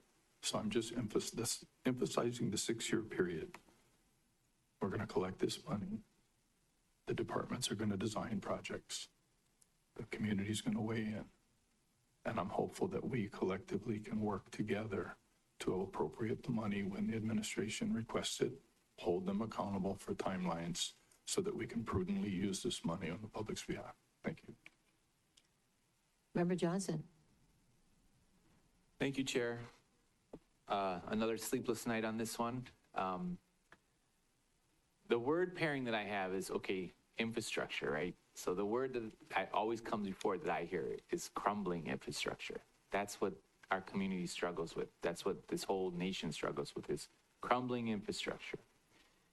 I want to remind the members and everyone out there, we have the lowest property taxes in the nation. There's other revenues that we could, other streams of revenues we could reach out to. So I think when I was listening to testifiers speak about the idea of how this affects the working poor, or how they grew up poor and how it affected them, I don't have to think that far in my past to know what heavy tax burden is. I just came out of a low-income housing before I took this job. So I don't have to go that far back in the history. I know what $16 a month would cost my neighbors of Evioli. It's a cost of a plate lunch a month is what we say. Well, sometimes when I was living in Evioli, I'm not eating that plate lunch. I couldn't afford it. So it's hard for me to support it, even though I will. I just want to see that sense of urgency. If we're going to have a little more tax on our working folks, where's the urgency? We need the department to step up and kick in and say, let's issue those RFPs for affordable housing on Lanai as well as other areas. Let's create the division, the new division within the DHHC. We're waiting for that new division so that they can help the developers build. I think the other thing is the unintended consequences, or even just the consequences. We know there's going to be a little higher taxes on our folks. Next year's budget season, don't be surprised when I come in here fighting for rental assistance, helping with utility bills, helping our nonprofits who are helping our working poor, help them even more, because these are going to be costs that we're going to have to look at. So I have reservations, but I will support it. And I just want to share my manao. Thank you, Chair. Thank you. Anybody else? Member Rollins Fernandez. Mahalo, Chair. I will be supporting the motion on the floor. Mahalo again to you for your hard work the past 4 years after supermajority of the council changed, that we pursued getting this surcharge after thinking that we lost that opportunity. So I appreciate your work in that. As my colleague said, it's if you spend $40,000 on taxable items, the surcharge will be an additional $200 for the entire year. As Member Sanensi pointed out, the EIT and other tax credits have doubled for those that make $40,000 or less. And so for those that really need the help, thankfully the legislature and the governor worked on that and is providing some financial assistance to those who really need it. I would like us to also commit to working with the legislature and with the governor to exempt the GET on food, medicine, and healthcare. Because when we're hearing a lot of the testimonies those are the things that are brought up. That is, basic for survival. So, I know our legislative package generally doesn't go anywhere. But if we can all commit to working together on getting the best bill forward, I believe it's SB 1095 that Dr. Rojo has brought up to us and mentioned in testimony the last times he's testified. And if we can work together with our healthcare providers on, getting that exemption from the GET, I was shocked. I mean, I guess I shouldn't be too shocked to learn that we're the only ones that tax healthcare. That's embarrassing. And that needs to change, and hopefully we can get it changed next year, next session. And that way, I believe Dr. Rojo said that it passed through the Senate, and it got to the House, and it was stopped at Finance Committee. So if we can get word to Representative Kyle Yamashita to please schedule the bill when it gets to him, and let's figure this out, then I think that would be very helpful. And I, like my colleagues, I'm very supportive, and mahalo Member Kama for including the 20% to DHHL projects so that it can finally accomplish its mission in returning Kanaka to its Aina. One of the things that is concerning for me is, I share this with the community, is the accumulated revolving fund. So with the affordable housing fund, we try to put more in there so that we can get it out and to increase the affordable housing available to our residents. But we see it kind of accumulate year after year. And that's one of my concerns for this. And so I'm sure we'll all be keeping an eye on this. And work with the administration to try to get the funding out as quickly as possible so that it's not just revolving year after year. Mahalo, Chair. Good points. Member Paulton. Thank you, Chair.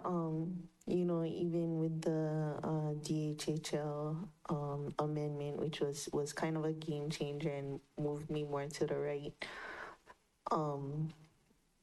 it's still a very hard decision for me. There's so much people, especially in the rural areas where everything costs a lot more than, say, if you're here central, to increase a tax on folks, even if it is just 0.5%. But I think, all the folks that have reached out to me about just raising property taxes instead of this GET surcharge don't understand that these things that this would pay for, water, drainage, sewer, water use, waste disposal, waste treatment systems, we don't pay for those out of the property tax or the general funds. It's mostly from special funds. And then when they ask why we're not doing source development for water or building storage, it's because we don't generate that revenue from property taxes. And so it's kind of a cyclical thing where the way that I see it is, if we don't levy this GET surcharge, then folks will be paying more for water or sewer or rubbish disposal. And so the money is going to come out one way or another, whether it's GET or higher user fees.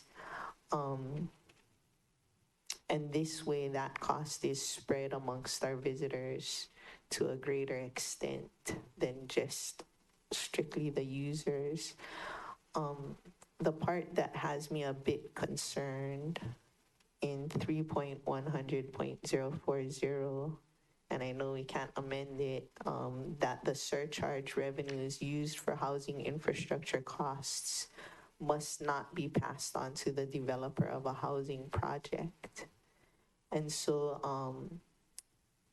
my request to this body is to ensure that the savings that the developers realize from this does get passed on to the housing buyers, because we're not doing this to make a windfall for the developers.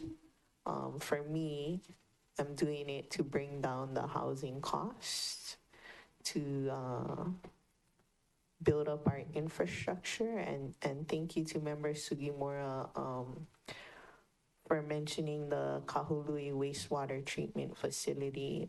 That has been a big issue on my mind for at least 20 years, knowing what we know about sea level rise, impending if there is a tsunami with the rock wall revetment, what could happen. And so that is something that we need to take care of, and these funds would give us the means to diversify our what did you say, decentralize our waste system, which really is long overdue. And I'm thankful that the administration is already moving forward on those plans. The other thing that, if this isn't passed on, would be passed on to people is, with the higher interest rates, having to float bonds. Those expenses would be passed on one way or another. So, there's not a lot of great choices, but in weighing out the pros and cons on this, I think this is the better way to go, and so I will support it. Thank you, members. I think we've had a lot of good discussion on this matter, and I thank you, members, for being willing to make the hard decision. Of course, this is not a popular decision, but on the other hand, on appealing to your business side, you know that this is going to create a lot of benefits for the county. We're going to pay down a lot of liabilities. We can save money. We don't have to float bonds. We're going to save money on interest payments. In the last few years, and many of you are too young to know, but we go through cycles, and we are on a high cycle. We have to take advantage of this cycle, because before long, it's going to go back down. Nowadays, we have many more competing forces for money, way more than before. Before, it was primarily social services, taking care of the most needy. But now, there's competition to buy wetlands, to protect our watersheds, to protect the birds, endangered species. So all of these other competing interests, and our cultural concerns was brought up in Member Rollins Fernandez's committee yesterday. All of these things were not actually competing before for funding, and now they are, and rightly so. So we have to make sure that we have enough funding to address all of these important concerns. And receiving $80 million a year is very substantial. $80 million.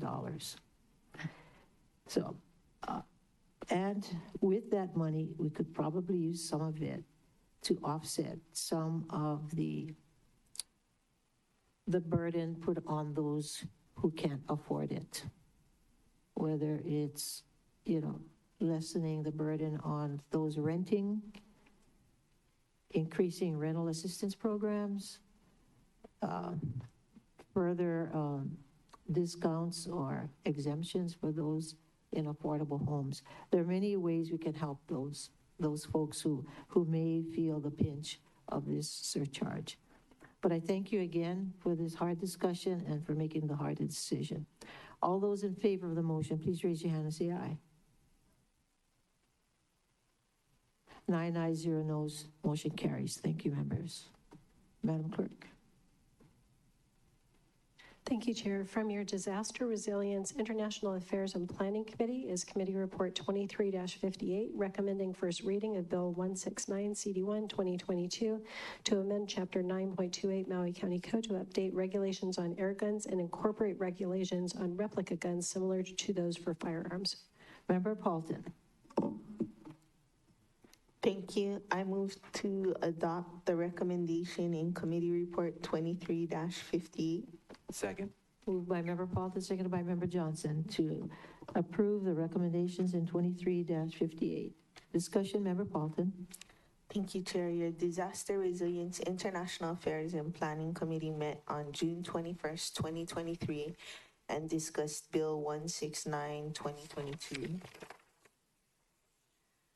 The purpose of the proposed bill is to amend Chapter 9.28 Maui County Code to update regulations on air guns and incorporate regulations on replica guns similar to those for firearms.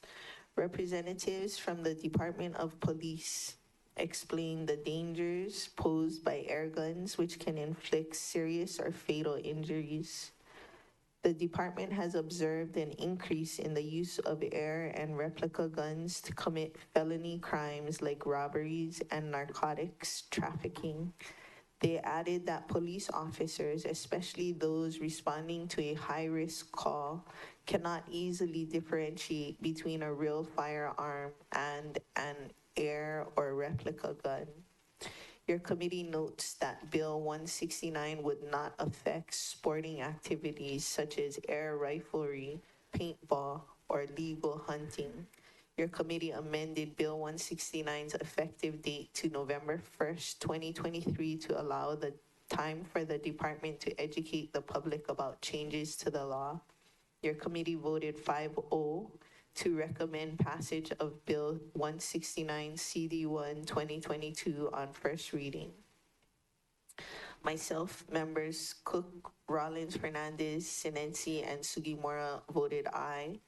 Vice Chair Hodgins and Member Kama were excused, and I respectfully ask for the council members' support of my motion. Any more discussion? Vice Chair Sugimura. I fully support this, and thank you very much for bringing it forward. As I think it was mentioned during the committee that this was actually presented to the body last term. I want to say that during discussion, Chair, what was brought up is that it was said by police that the penalty would be more meaningful if it was on a felon level.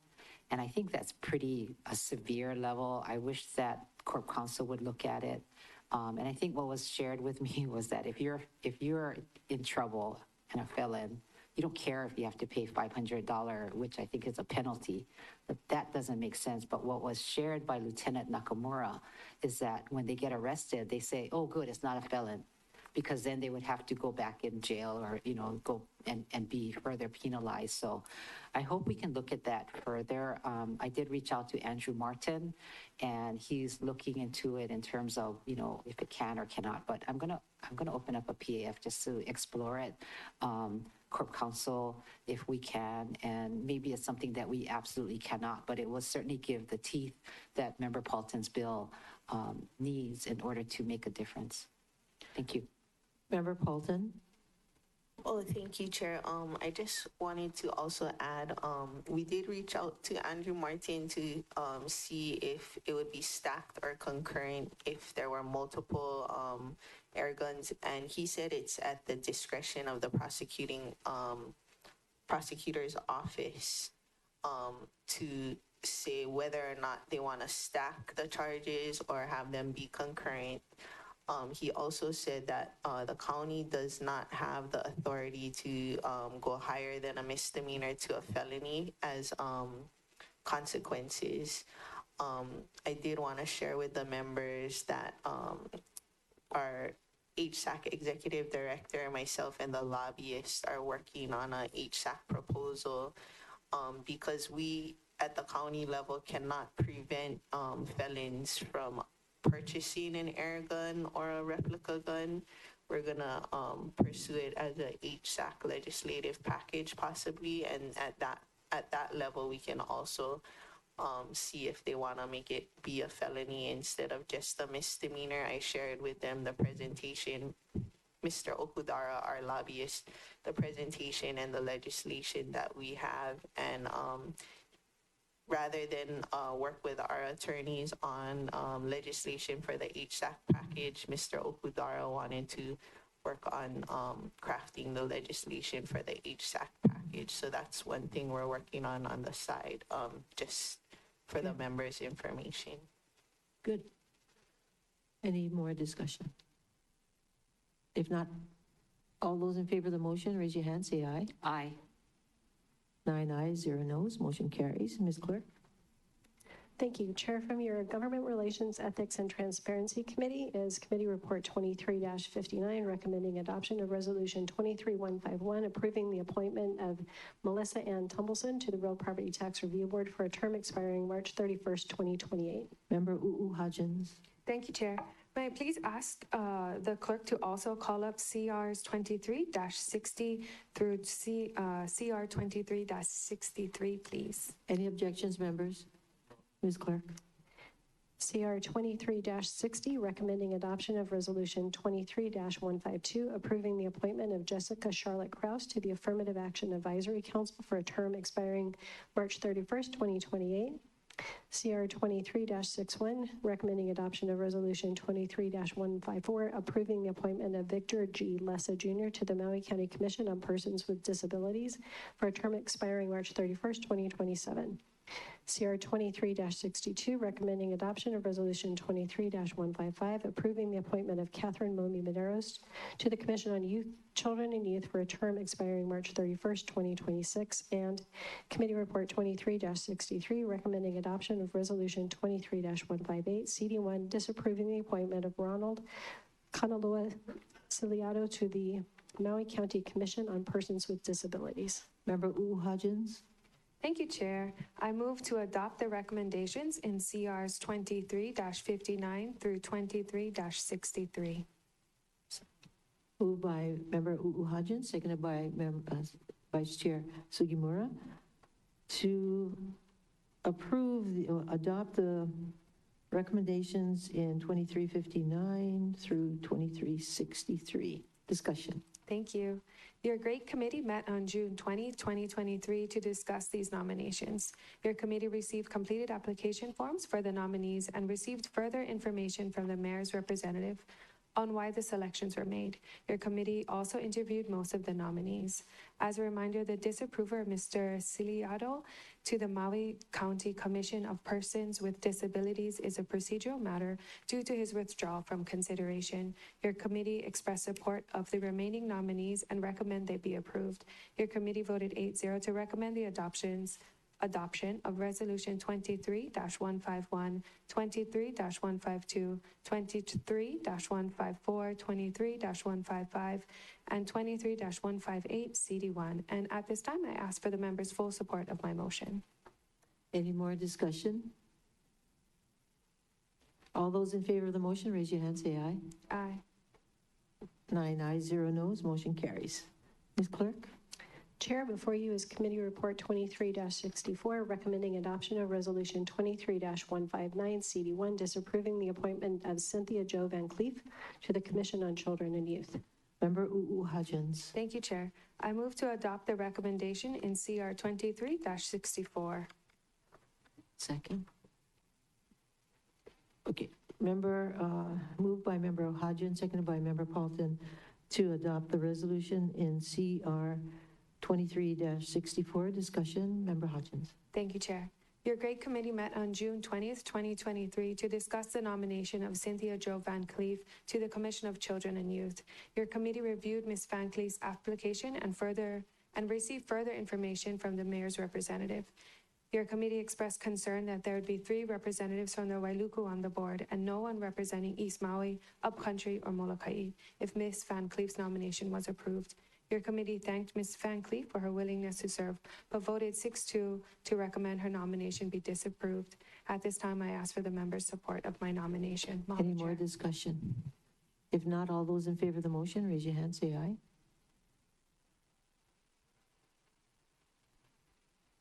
Nine ayes, 0 noes, motion carries. Ms. Clerk? Chair, before you is Committee Report 23-65, recommending first reading of Bill 18, CD1, 2023, implementing the charter amendment designated as Charter Commission Proposal 10, approved by the electorate at the 2022 general election, relating to the Independent Nomination Board. Member Hodgins. Thank you again, Chair. I move to adopt the recommendation in CR 23-65. Second. Moved by Member Hodgins, seconded by Member Paulton, to approve the recommendation in CR 2365. Discussion. Hodgins. Thank you. Your great committee met on June 7th, June 9th, and June 20th to discuss Bill 18, 2023. Bill 18 would implement the approved charter amendment relating to the Independent Nomination Board and provide consistency with the charter requirements relating to the board, commission, and committee nominees and the procedures for setting the annual salaries for department directors, deputy, the county auditor, county clerk, and deputy county clerk. The bill would also clarify that staffing for the Independent Nomination Board lies with the Office of the Mayor, and that board members may receive a stipend as set by the council by resolution. Your committee voted 8-0 to recommend Bill 18 CD1 be passed on first reading, and at this time, I again ask for the members' support of my motion. Mahalo, Chair. Any more discussion? All right, no more discussion. All those in favor of the motion, raise your hand, say aye.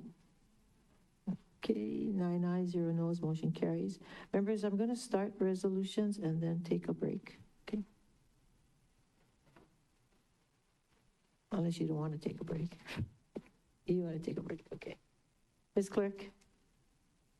Chair, there's no one currently signed up to testify on resolutions, but if there is anyone who would like to testify, you may make yourself known at this time. If you are participating remotely, please unmute and let us know that you'd like to testify. The countdown is 5, 4, 3, 2, 1. Chair, there is no one who would like to testify on resolutions. Members, any objections to closing testimony on and accepting written testimony on resolutions? No objections. Closing public testimony. Thank you. So ordered. Ms. Clerk? Chair, for referral to your Government Relations, Ethics, and Transparency Committee is Resolution 23-165, authorizing settlement of claim number 4077704 of Anita Brown. Any objections to referring this matter?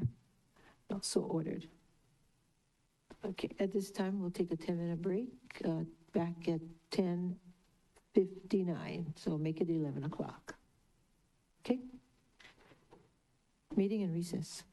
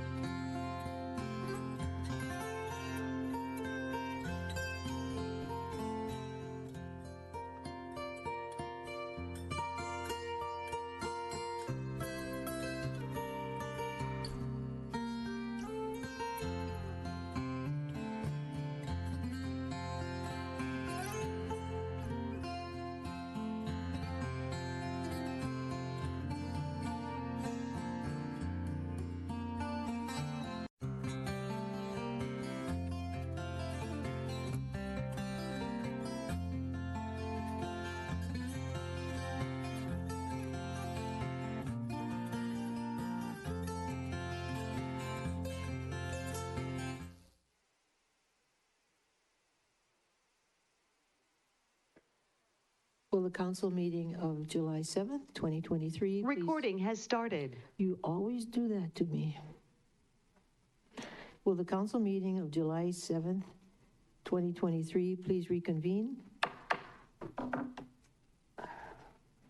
Ms. Clerk? Thank you, Chair. Moving on to Resolution 23-167, approving the appointment of Kara Marie Bolt as Project Assignment Specialist in the Office of Council Services. Vice Chair Sugimura. Thank you. I move to adopt Resolution 23-167. Second. Moved by Vice Chair Sugimura, seconded by Pro Tem Kama, to adopt the resolution in 23-167 discussion. Thank you, Chair. Ms. Bolt is a graduate of Marinal High School in Honolulu and received her bachelor's degree in management economics at the University of Hawaii Hilo in June 2023. She was previously employed in Istanbul, Hawaii as a hostess. Her prior work experience maintaining a positive, efficient working environment, her organizational skills and education will make her a great asset in OCS. I ask for the members' full support. Any more discussion?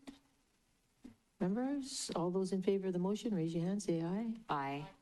Aye, 8 ayes, 1 excuse, motion carries. Welcome aboard.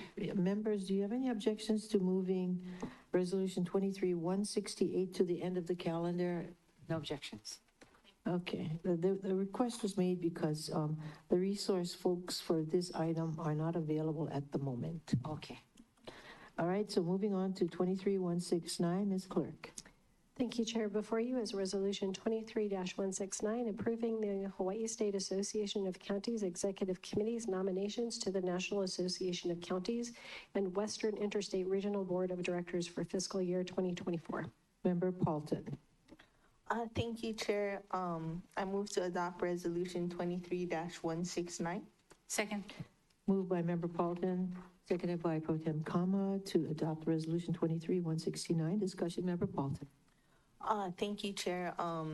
Before these representatives can be formally in, we gotta formally adopt the resolution before the next HSAC meeting. So appreciate the members' support of my motion. Okay, any more discussion? Member Kama. Thank you, Chair. I really support this resolution, and I'm very grateful that Member Paulton and Member Senensi have asked to continue the work, but also to continue to step up and serve us on a national level. So thank you, Chair. Okay, anybody else? Thank you. All those in favor of the motion, raise your hand, say aye. 8 ayes, 1 excuse, motion carries. All right, next we have ordinances. Chair, there's currently no one signed up to testify under ordinances, but if there is anyone that would like to testify and you're participating remotely, you can unmute now. If you are anywhere in the chambers, you can also make yourself known. The countdown is 5, 4, 3, 2, 1. Chair, there's no one to testify. Members, are there any objections to closing public testimony and accepting written testimony on the bills in section M? No objections, so ordered. Ms. Clerk. Chair, for referral to your Government Relations, Ethics, and Transparency Committee is Bill 64, 2023, a bill for an ordinance amending Section 3.16.020 Maui County Code relating to settlement of claims and other civil litigation. Any members, are there any objections to referral of Bill 64 to the Great Committee? No objections, Chair. So ordered. Chair, for referral to your Water Authority, Social Services, and Parks Committee is Bill 65, 2023, a bill for an ordinance to amend the traffic code by expanding the volunteer parking enforcement program. Members, are there any objections to referral? Why is it going to Y? No, she said Y, right? I don't, somebody. She said Water Authority, Social Services, and Parks Committee. What's up?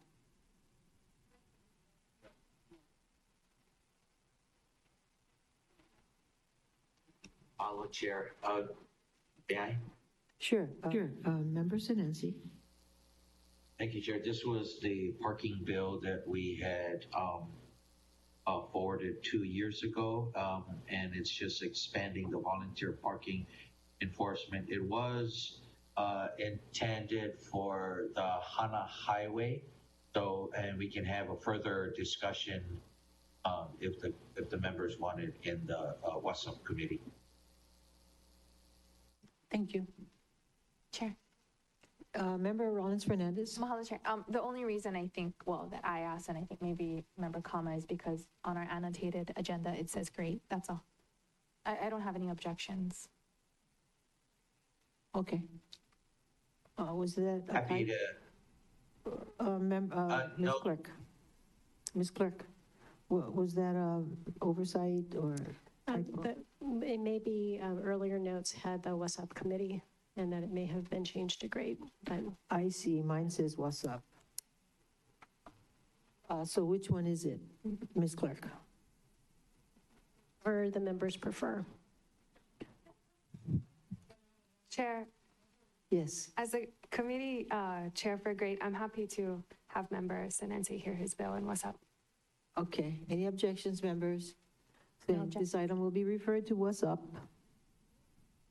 Okay, so now we're on second and final reading. Chair, Bill 79, 2022, a bill for an ordinance amending section 14.06A080 Maui County Code relating to exemptions for agricultural water consumers from restrictions or mandates during water shortages. Member Johnson. Thank you, Chair. Can we do all three bills at the same time? Okay. Before you is Bill 83, FD1, 2022, a bill for an ordinance amending Title 14, County Water Code to establish a category of water rates for agricultural consumers on lots with no dwellings. And Bill 104, CD1, 2022, a bill for an ordinance amending Section 14.04.060 Maui County Code relating to notice to property owners and lessees when account is in arrears. Member Johnson. Thank you, Chair. I move to pass Bill 79, 2022, Bill 83, FD1, 2022, and Bill 104, CD1, 2022 on second and final reading. Moved by Member Johnson, seconded by Vice Chair Sugimura to pass Bills 79, 83, and 104 on second and final reading. Discussion, Member Johnson. Thank you, Chair. These bills passed unanimously and with full support of the administration. Food sovereignty and supporting our agriculture sector is a top priority of mine, and these bills are a great way to ensure farmers get the water they need. I'll say it again, farmers need three things: land, water, and a little bit of capital. Extending farmers' water usage during drought, taking out obstacles that may prevent landowners leasing to farmers, and changing our farmers a water rate that corresponds with their use is low-hanging fruit. Mahalo for Councilmember Senense for introducing these bills last year. It was an honor to steward them through the ADEPT committee. I respectfully ask for Councilmember's support of my motion. Mahalo. Any more discussion? If not, all those in favor of the three bills, raise your hand, say aye. 9 ayes, 0 noes. Motion carries. Thank you. And then the final one. Bill 35, 2023, a bill for an ordinance amending Section 3.44.015 Maui County Code relating to quarterly reports on the acquisition and disposition of real property. Member Cook.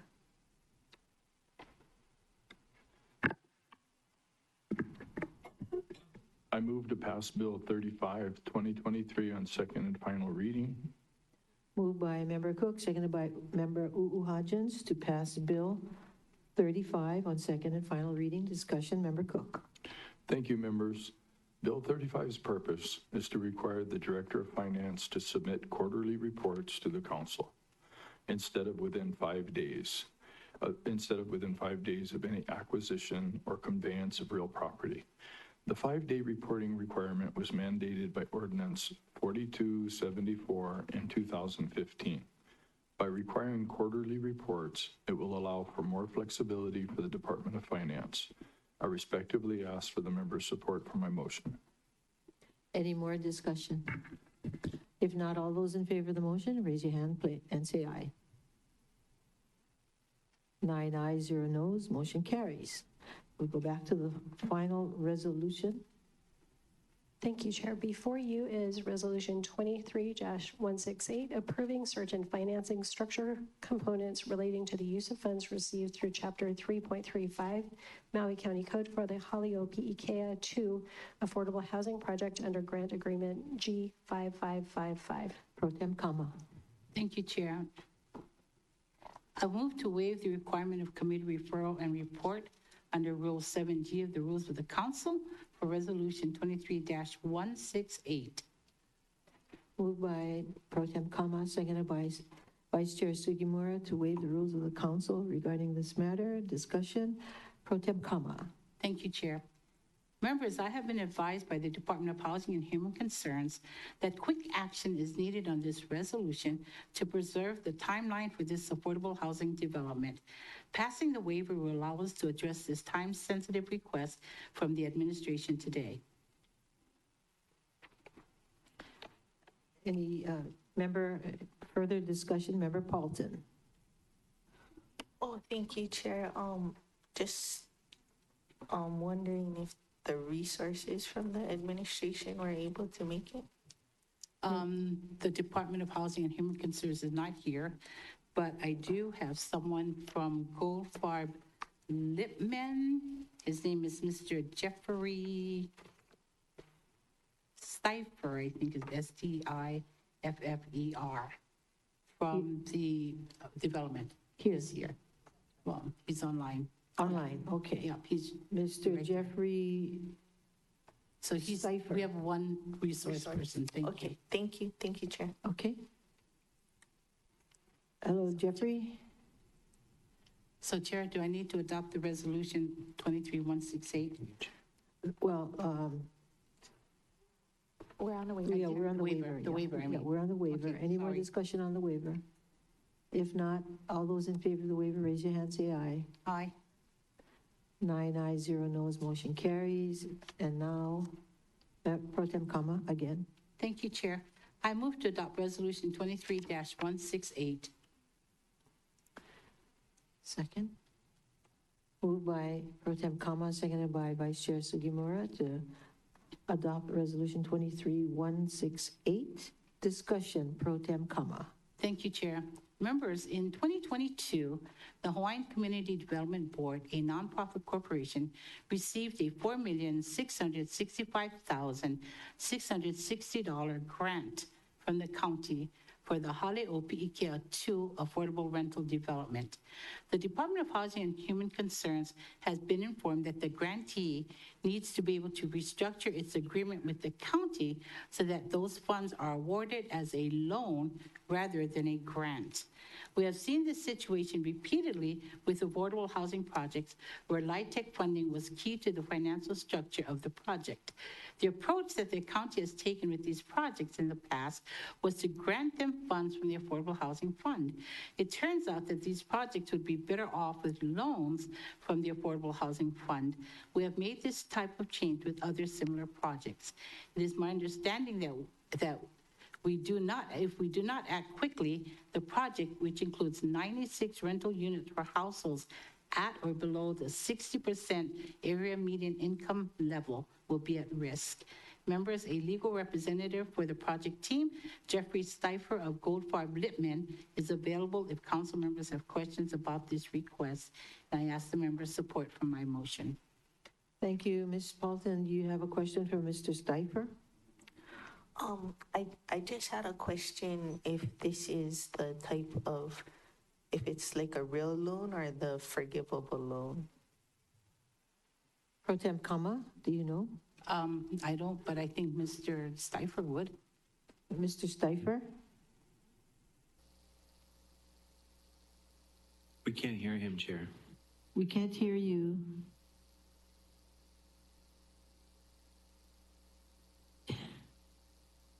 Joyce, is he muted on his side? Try again, Mr. Steifer. We can't hear you.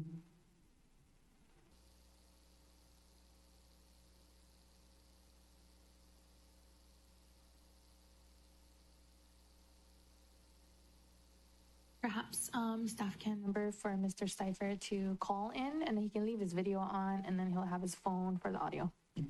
Okay, I think he heard you.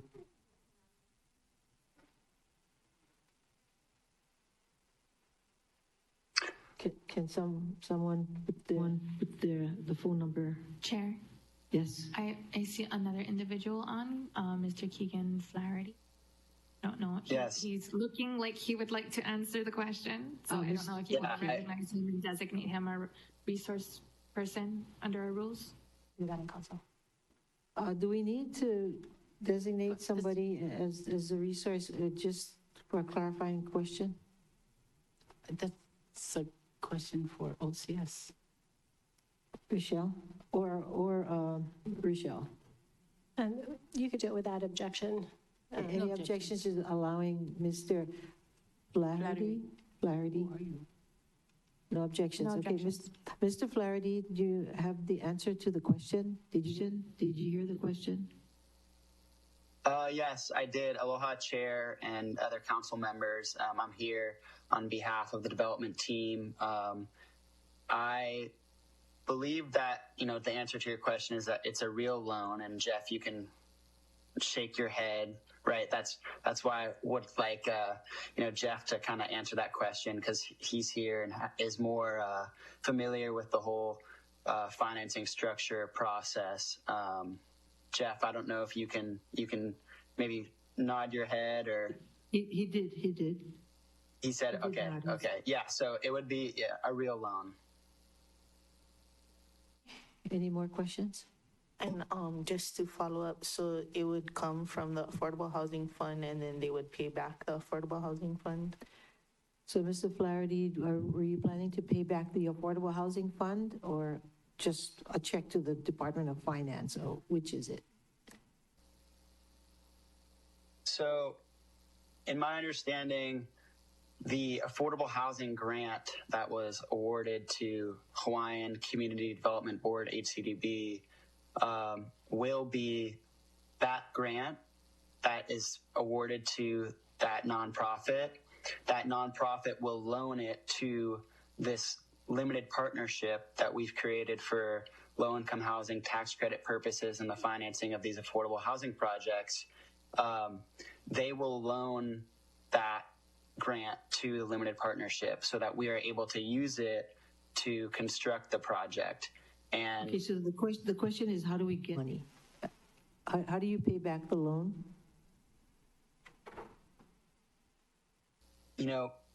Jeff, maybe that might be better answered by you in the structure of it. Are you able to? Did you put our phone number in the chat?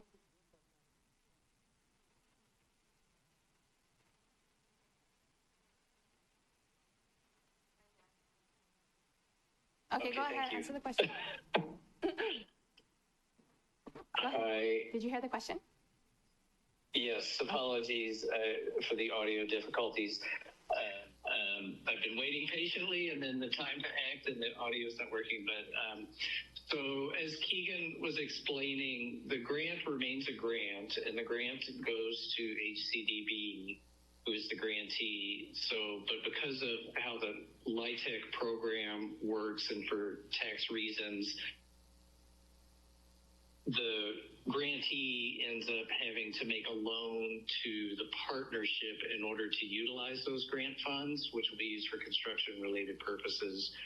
And so the repayment, which there's a soft repayment structure under the loan, so that if there are cash flow receipts sufficient to repay any of the loan back to HCDB, there will be a repayment back to HCDB. However, the money is still a grant from the county to HCDB, so there's no reimbursement under this structure, which is typical in LIHTC projects, back to the granting agency. So you see this structure frequently with grants from other funding programs such as CDBG and HOME and other public agencies.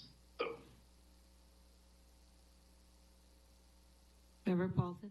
Thank you. And then HCDB, so it sounds like a soft loan. If there aren't, if it comes in lower, then you repay it. But if it doesn't come in lower, then you don't repay it.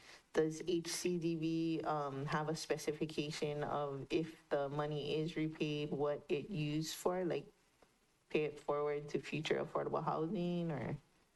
doesn't matter? So, yeah, absolutely. Any of the assets and funds that HCDB as a nonprofit entity receives are used for the charitable purpose of that entity to promote and preserve affordable housing in the state. And just to clarify, you're talking about the whole state of Hawaii and not Maui County specific?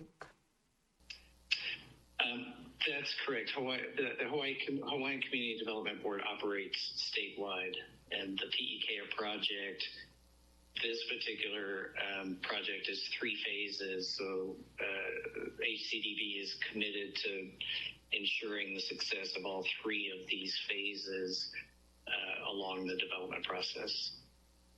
Thank you. And can you remind me what phase we're currently discussing?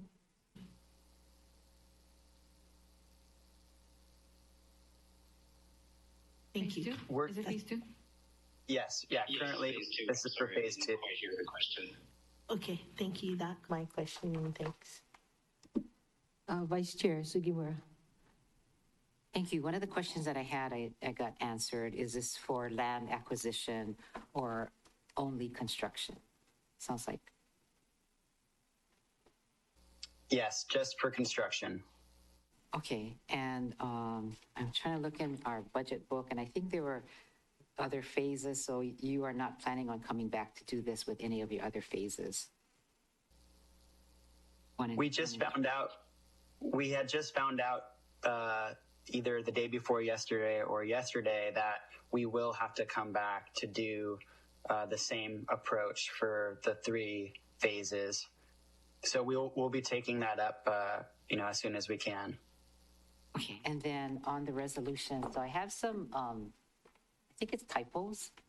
And if I could, should I talk about it or do we have to wait for this? Let's go ask if any other substantive questions, members. Yeah, answered my questions. Okay, yours is non-substantive, right? So the rest are, just typos and things.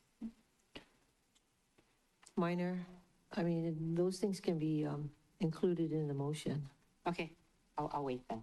Yeah. Anything else? Anybody else with these 2 gentlemen on the phone? Okay, if not, okay, what typos do you want to point out so that Pro Tem Kama can include it in her motion to cover these housekeeping measures? Thank you. In the first whereas, the acronym H for Hawaii Community Development Board, it says HCBD, and I think it should be HCDB, right? So that's one. And on page 2, the second whereas, I think they forgot the word or. Whereas without the prior approval of council by resolution, section 3.35.070A5, Maui County Code prevents the grantee or borrower from distributing blah, blah, blah. And then the last one, I wondered if we want certified copies to also go to HHFDC, as well as in front of Public Works, as the others are listed, Director of Public Works. So it would be the certified copies of this resolution be transmitted to the Director of Finance, Director of Public Works, the Planning Director, the Director of Housing and Human Concerns, and the limited partnerships, as well as, I think we should add HHFDC. So. Pro Tem Kama, do you want to include all of those changes in your motion? I don't have a problem with that. Okay. Thank you. I can give this. Any objections, members, to making Chair, those? if we could do that just as an amendment, because that may need to go through the signing process. It keeps it cleaner on the record-keeping side. Okay, it's a separate amendment. Okay. Can you make a motion on that? You want to make that amendment? Okay, so. I move to amend. Well, this is going to be an amendment to her main motion, right? So I would like to amend the second paragraph to correct the HCBD to HCDB for Hawaii Community Development Board. And on page 2, the second whereas, it should add or in between grantee and borrower. So it would read, after MCC, comma, prevents the grantee or borrower from distributing or redistributing grant funds to the other third-party organization, now therefore. And then the last, whereas, be it resolved in number 4, certified copies of this resolution be transmitted to the Director of Finance, Director or added before Public Works, and as well as add in certified copies to HHFDC Hawaii Community Finance Development Corp. For the state of Hawaii. Okay, so that's your motion, and we need a second. Second. Moved by Vice Chair Sugimura, seconded by Pro Tem Kama, to amend the motion to include those non-substantive changes. Any discussion on that? If not, all those in favor of that motion, raise your hand, say aye. Aye. Okay, 9 ayes, 0 noes. So back to the main motion as amended. Member? Chair? Yes. I believe it's 8 ayes and 1 excused. Oh, that's right. Member Johnson left. That's right. Thank you. 8 ayes, 1 excused, motion carries. Now back to the main motion as amended. Pro Tem Kama, any further discussion? No, Chair. Thank you very much, members. Vice Chair Sugimura. Thank you. If I could ask the developer or the resources, what the urgency is, as well as will we be doing urgent business like this on council floor for PEKA 1 and 3? Yeah, so the urgency here for the second phase is that we're looking to close in the beginning of the the fourth quarter of this year and start construction shortly thereafter. So in order to, structure all the closing documents and to start construction on this second phase, this is an item that we needed to have through you guys. And then to answer your second question, we would hope that those other phases be taken up with the same urgency as well. The first phase, that's a 90-unit multifamily affordable housing project that is anticipated to start construction in the beginning of September with closing at the end of August. So there's the urgency with the first phase. But the third and final phase of the development, we're expecting to start construction in July of next year. That one was just awarded low-income housing tax credits and a rental housing revolving fund loan from HHFDC last month. So that one, we're just starting the process of the permitting and all that good stuff. But the first phase definitely is an urgent matter. Thank you. I have a question. Ms. Flaherty,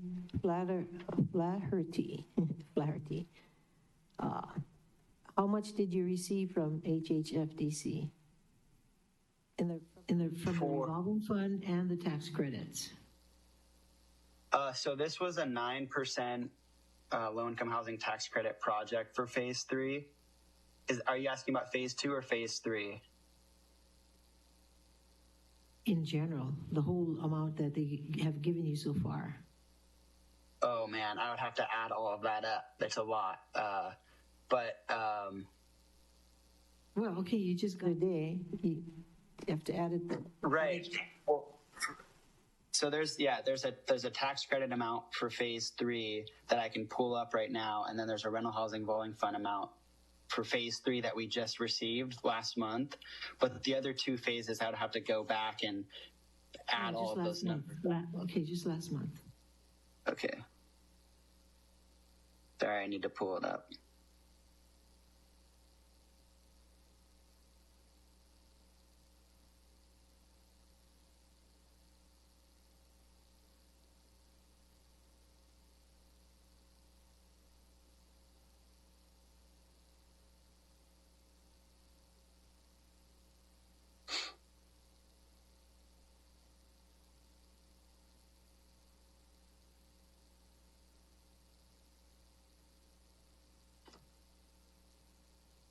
Okay, can you guys hear me?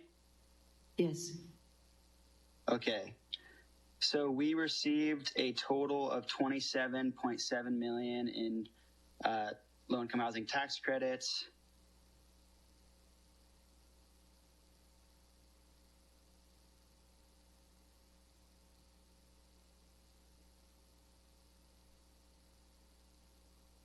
Oops, sorry, that was the wrong phase. Hello? Hello? You know, why don't you submit that in writing? We have to move on. Okay, yeah, it's. I would have to go back and look at all that and pull that up for you guys. Okay. But it's important to know how much our $4 million was leveraged for your project. Yep. Yes, and all that information is also on HHFDC's 4 actions on their website as well. So that's where I was trying to pull it up quickly from. Okay, we don't go to the website. Okay, thank you. Anybody else? I lost my place now. Did we vote on it? No. Are we at the main motion as amended at this point? Main motion as amended? Discussion. Discussion. Member Rollins Fernandez. Mahalo, Chair. So it looks like Mr. Stryker put the information for phase 1 in the chat, the 27 million in LIHTC and RHRF, 12,735,000. Oh. Yeah. Okay, thank you. Rental housing revolving fund. Thank you. Okay, and then the be it resolved clause number 4 is just like kind of wacky. I don't know if you want to like clean that up. It's like certified copies transmitted to Director of Finance, Public Works, the Planning Director. It's kind of like a resolution, voice to text sounding. If we would, I don't know how we usually put it. If it's like Department of Finance, Director of the Department of Finance, or if it's, and then are we giving it to Public Works Director, and then the Planning Director, Director of Housing and Human Concerns, grantee? I don't like super care. It's just like, it just looks sloppy. Members, any objections to having staff clean that up? No objections. Okay, mahalo, Chair. Thanks for pointing that out. You all ready to vote? Okay, no hands up. All those in favor of the motion, raise your hand, say aye. 8 ayes, 1 excused, motion carries. Thank you, everybody. Good. Yep, strange ending. Mahalo, Chair. Thank you.